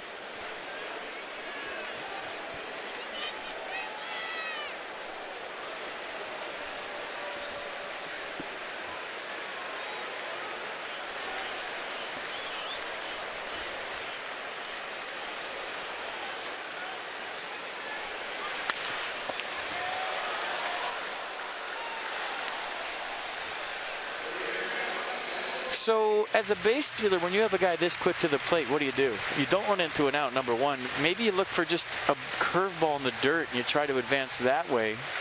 Because, I mean, basically the steal is off unless Andrewsik gets into some sort of rhythm where he can count with him and he keeps repeating, 1001, 1002 pitch, and you see it for 4 or 5 pitches in a row. That's the only way other than the ball in the dirt. 1-2 to Worth again.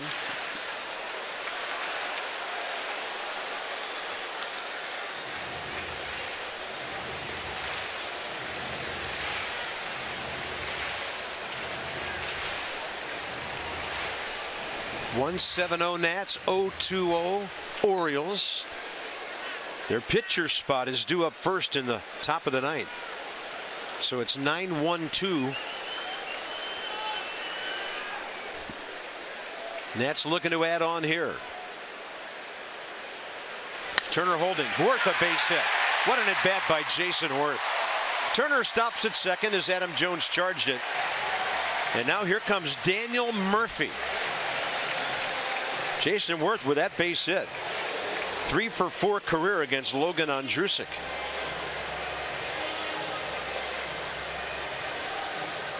I don't see Donnie Hart down there in the Orioles bullpen. Mike Wright getting loose, but no Donnie Hart. So it's Murph facing a righty in a really big situation here. Hart must be down for Bucks Ball Club. Obviously Zach Britton not going to pitch. Yeah, Hart pitched 2 of the first 3 games two of the first 3 games of this series.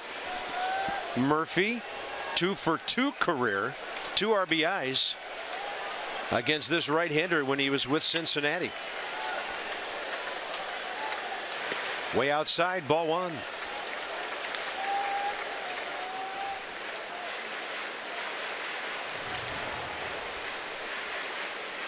.4-2 Royals, 7th inning at Miami.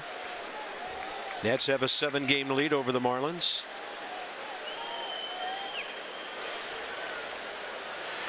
Murphy ground ball. Davis was way off the line.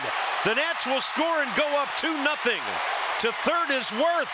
To second is Murphy with his 37th double of the year and his 96th RBI. I'll tell you what, everybody in the Nats dugout right now is thinking, when you're having one of those years, you're having one of those years. And Daniel Murphy, everything's fallen for the Nats second baseman. Look at this, just a chopper down the line, and Chris Davis gets a late jump on it. Look at the jump by Davis. So a couple of hopper perfectly placed by Daniel Murphy for his 37th double of the year makes it 2-0. And I'd be smiling too if I got 2 hits every night, basically. A 1 for 4 tonight for Murph, but a big add-on run here in the 8th inning. And a chance, a real chance for 2 more. Deeper into the Baltimore bullpen now. 2nd and 3rd, nobody out.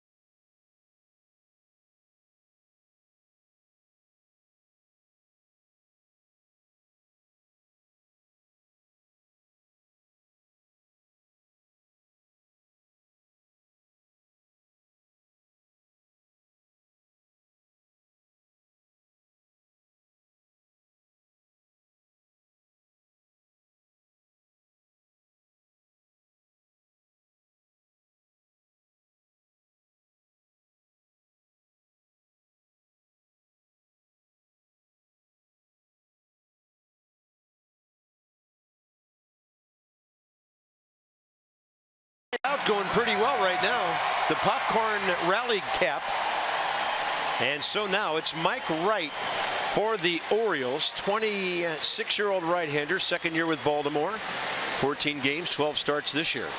Yeah, fastball, slider, curveball change. Fastball averaging 93 miles an hour, and I mean, we all watched it together. Mike Wright hopped up, stretched out, threw a couple of pitches.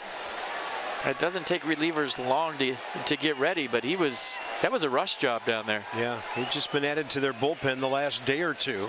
Bryce Harper has faced him once, and Wright walked him. First base open, second and third, nobody out. Rendon on deck. So this could be a pitch around. We'll see how the Orioles approach it. Down by 2 with 2 men on base. I mean, you know, this would be a walk 9 times out of 10 in April or May, and they're kind of pitching to Bryce. Buck has brought his infield in, on the right side especially. 1-0. Bryce Harper drives it to left. Ball heading for the corner and off the wall. 2 runs will score. Home is Worth. Home is Murphy. Second base for Bryce. And the Nats lead 4-0. 70 RBIs for Bryce Harper. I mean, maybe that was an intentional pitch around, and he just left the ball out over the plate. The changeup, Bryce Harper does a nice job of driving the other way, staying through it, but I can't believe they pitched to him there. I mean, you got a base open, your lefty's down, you're not using him, and then you give him something to drive in a couple. And Bryce Harper will take it. Nice piece of hitting. Couple of runs scored. 4-0 Nats. I'm shocked they pitched to him. Effortless swing by Harper. Nobody out. Anthony Rendon is next. He's 1 for 1 against Mike Wright. He'll sky 1-2 right field. Not very deep.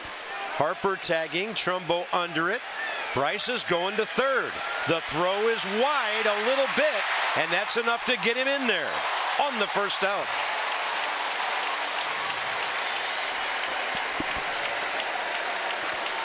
Well, pretty close to third base, but you like the gamble by Bryce. He's up by 4, so fast break offense, push the envelope. Why not? Good throw by Trumbo, right on the money. Kind of didn't get behind that ball, just relied on his strong arm and a close play at third. Are they going to look at it? Look at the throw by Trumbo, flat-footed. And it looks like Bryce's foot got in there. He held the bag. Good hustle by Bryce Harper, not even close at third. So productive out by Anthony Rendon here. No longer a save situation, but Mark Melancon still on the mound in the bullpen.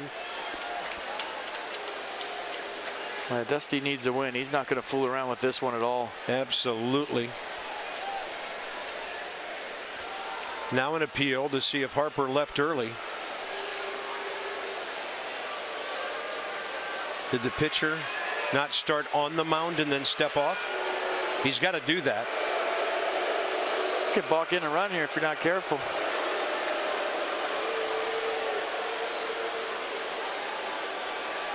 I didn't see Bryce leave early. We can see the whole play from here. You can see it. Yeah. Oh, yeah. Not even close.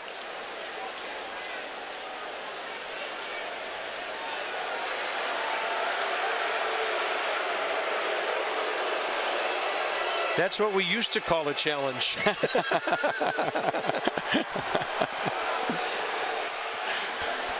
Or an appeal. So here's Zimmerman 0 for 3 with a great chance to make this a 5-0 game.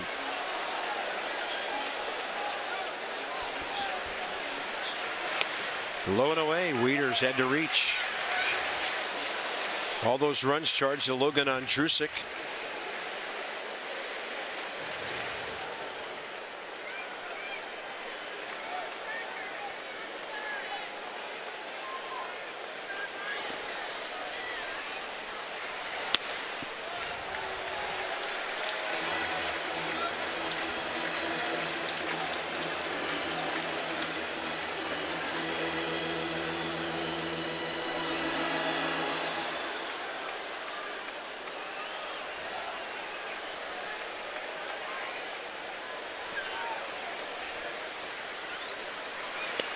in there.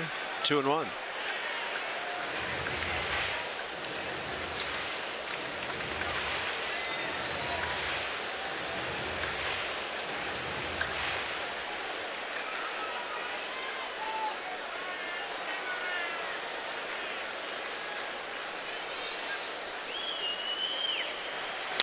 Chopper. Harper came off the bag a bit. And then Wright just goosed one over there and almost threw it right into the approaching Ryan Zimmerman. 2 outs.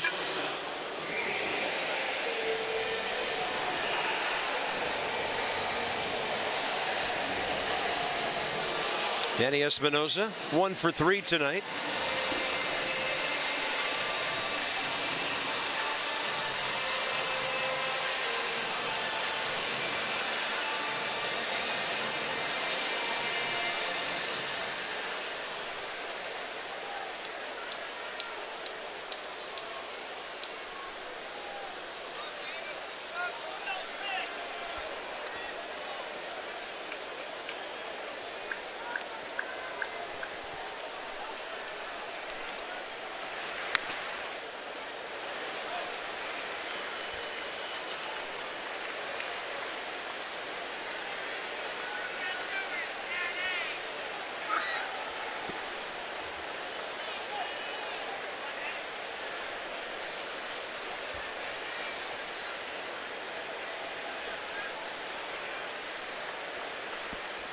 The 1-0 pitch. 94.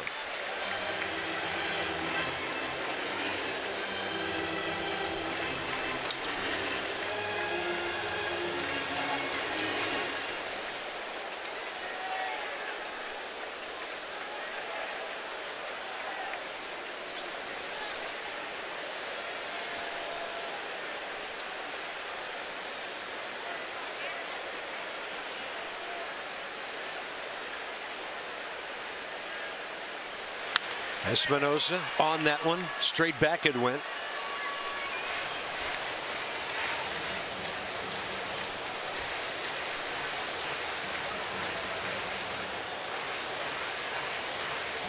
That was such an easy, fluid swing by Bryce Harper. Hit it about 345 off that wall out there.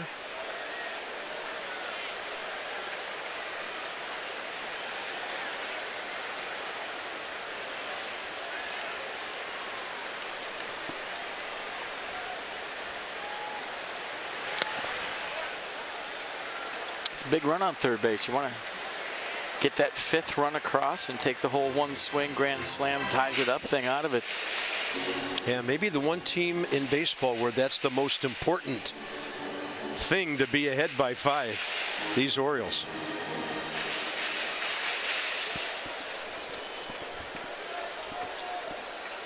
Danny, 3 RBIs in the series. He has 61.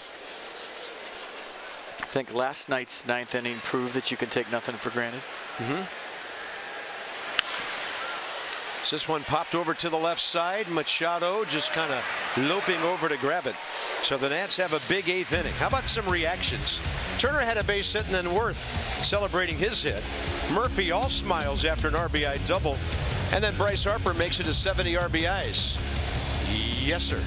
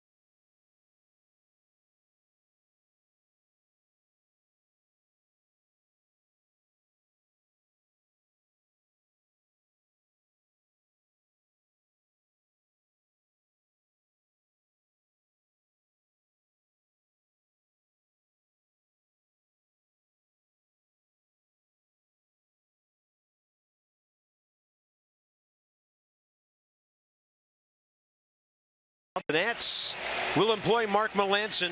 Hey, it's a safe situation for him in his mind. And when this one's over, Johnny and Ray will have plenty to talk about on our Nats Extra postgame show presented by W.B. Mason. Melancon, 11th appearance with the Nats. He had 45 with the Pirates. 6 saves for Washington already, and he was all primed for one, but FP, you nailed it. You got to win this game, bring in your closer. Absolutely, turn things around. So not a save, but a save for Mark Melancon, who throws that fastball 11% of the time. How about that? And the cutter 62% of the time. Curveball to go with those 2 pitches. First batter he will face will be Hyun-Soo Kim, leading off the top of the 9th inning for the Orioles. Melancon's never faced him. Kim has a pinch hitter this year, 3 for 5.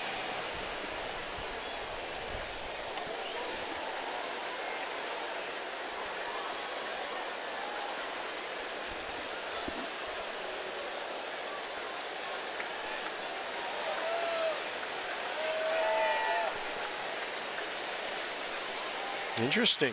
No Adam Jones. It's Pedro Alvarez.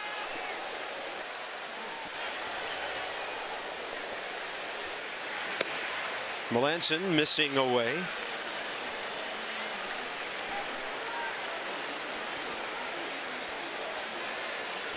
Adam Jones 1 for 3 tonight. One of their 2 hits.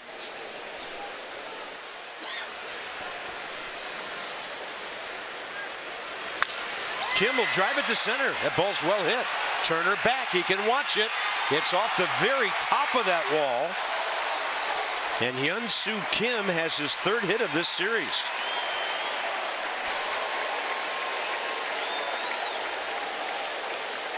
That ball stayed in the air forever, and you're wondering if it was going to get out of here. Top of the fence in center field. Pretty good swing of the bat by Kim. Now come a couple of Pittsburgh teammates to face each other here. Melancon and Alvarez. So they've never been in opposite uniforms in a big league field together, and Pedro Alvarez power to spare. Does a lot of DHing when the O's are home or on the road in the American League games. 19 homers, 43 RBIs.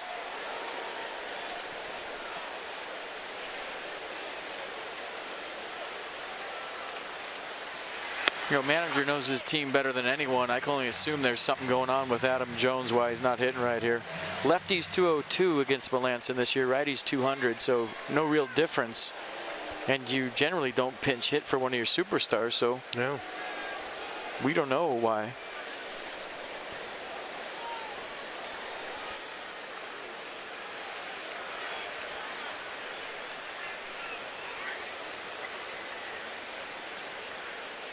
Melancon and Lobaton.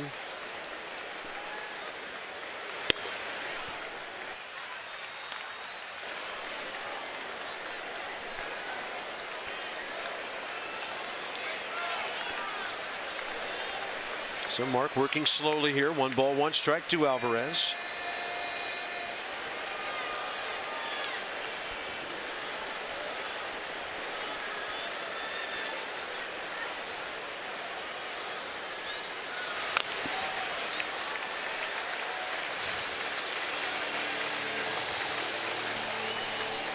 $39,722 tonight, eclipsing last night's crowd by over 600.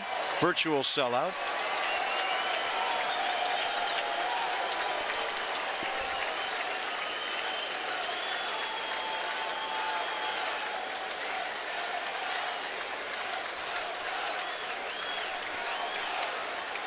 Trying to talk about the signs. Little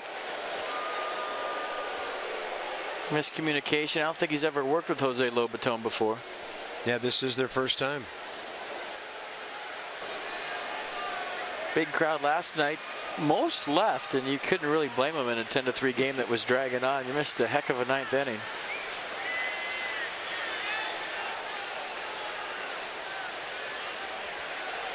They're having an extended conversation. I think that went over the 30-second clock. Probably you get a, what do you get, a ticket from the Major League Baseball for that? Fix-it ticket? Yeah, like Major League, one of those red things hanging in your locker. Yeah. 1 ball and 2 strikes. Murphy in right field on the shift. Bouncing ball past Melanson, but Espinosa's right there on the shift. 1 out. Runner at third. It's all about outs. Next up, Pierce, then Machado.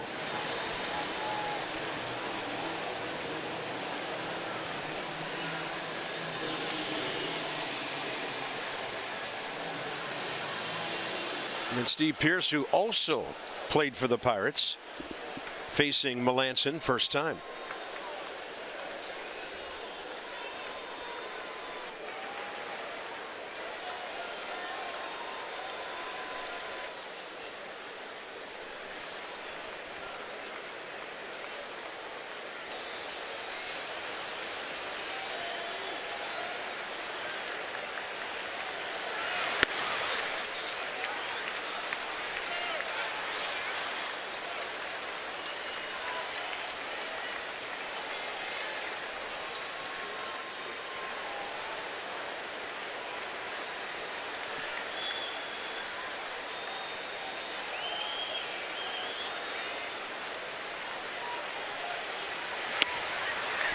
Dropping that off speed right in there, 1-1. I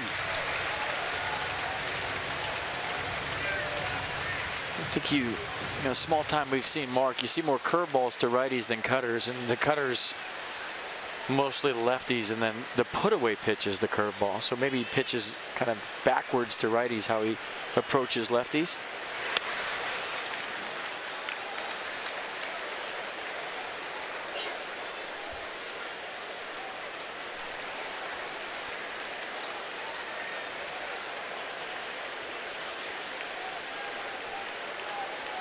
Orioles off to the Bronx after this. 2-1 pitch. It's right on the edge. Counts even 2-2 with 1 out. A pretty good frame by Jose Lobaton to stop the cutter. You know, the cutter's moving away. Watch him stop the cutter and hold it up and present it as a strike when maybe it wasn't.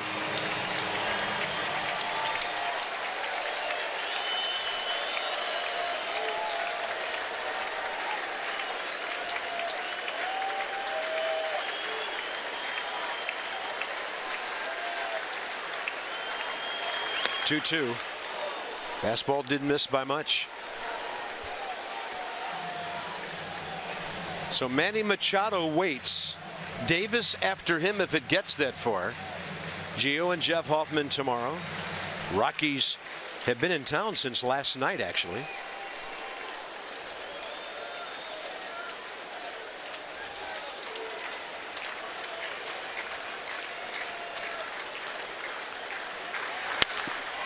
Right side. It's hanging up for Bryce Harper. No chance for the runner to tag. He'll just hit the cutoff man, Zimmerman. 2 outs. Man, now nice. It's time for everybody to stand up. Yeah, nice piece hit by Pierce, but you can't take a chance down by 4 right there. And these guys still talking it over, maybe just getting used to each other in game. How often do you see that? What do you want to do here? How do you want to work Machado? Where do you want me to set up? This is 2 guys that haven't worked together. It's not about signs. This is about how they want to approach Machado. Get on your feet. Nats trying to win their 74th game of the year.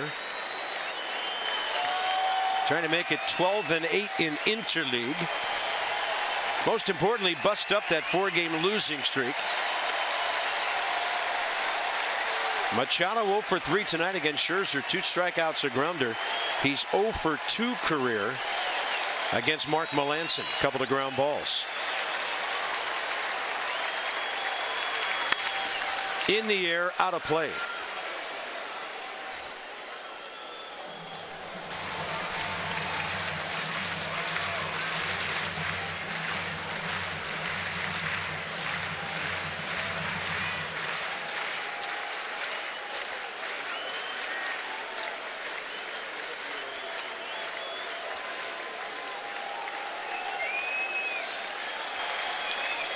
Target in.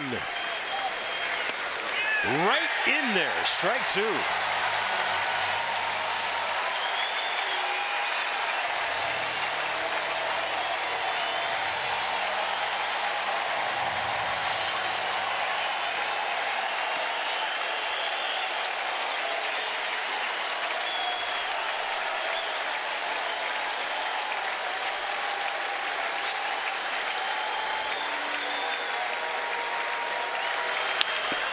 Bouncing ball. Rendon. The Nats will win it as Ryan Zimmerman hangs on the bag. And it's a 4-0 shutout of one of the best hitting teams in baseball. Yeah, Max Scherzer did what aces do tonight, just shutting down a team that can really swing it. Going to 14-7 with a 2.92 ERA, 227 strikeouts. That leads Major League Baseball. And I think Max Scherzer just firmly planted himself in the Cy Young discussion right here tonight. Agreed. Scherzer and Melanson getting the job done. Worth the homer. Murphy RBI. Good night for the Nats.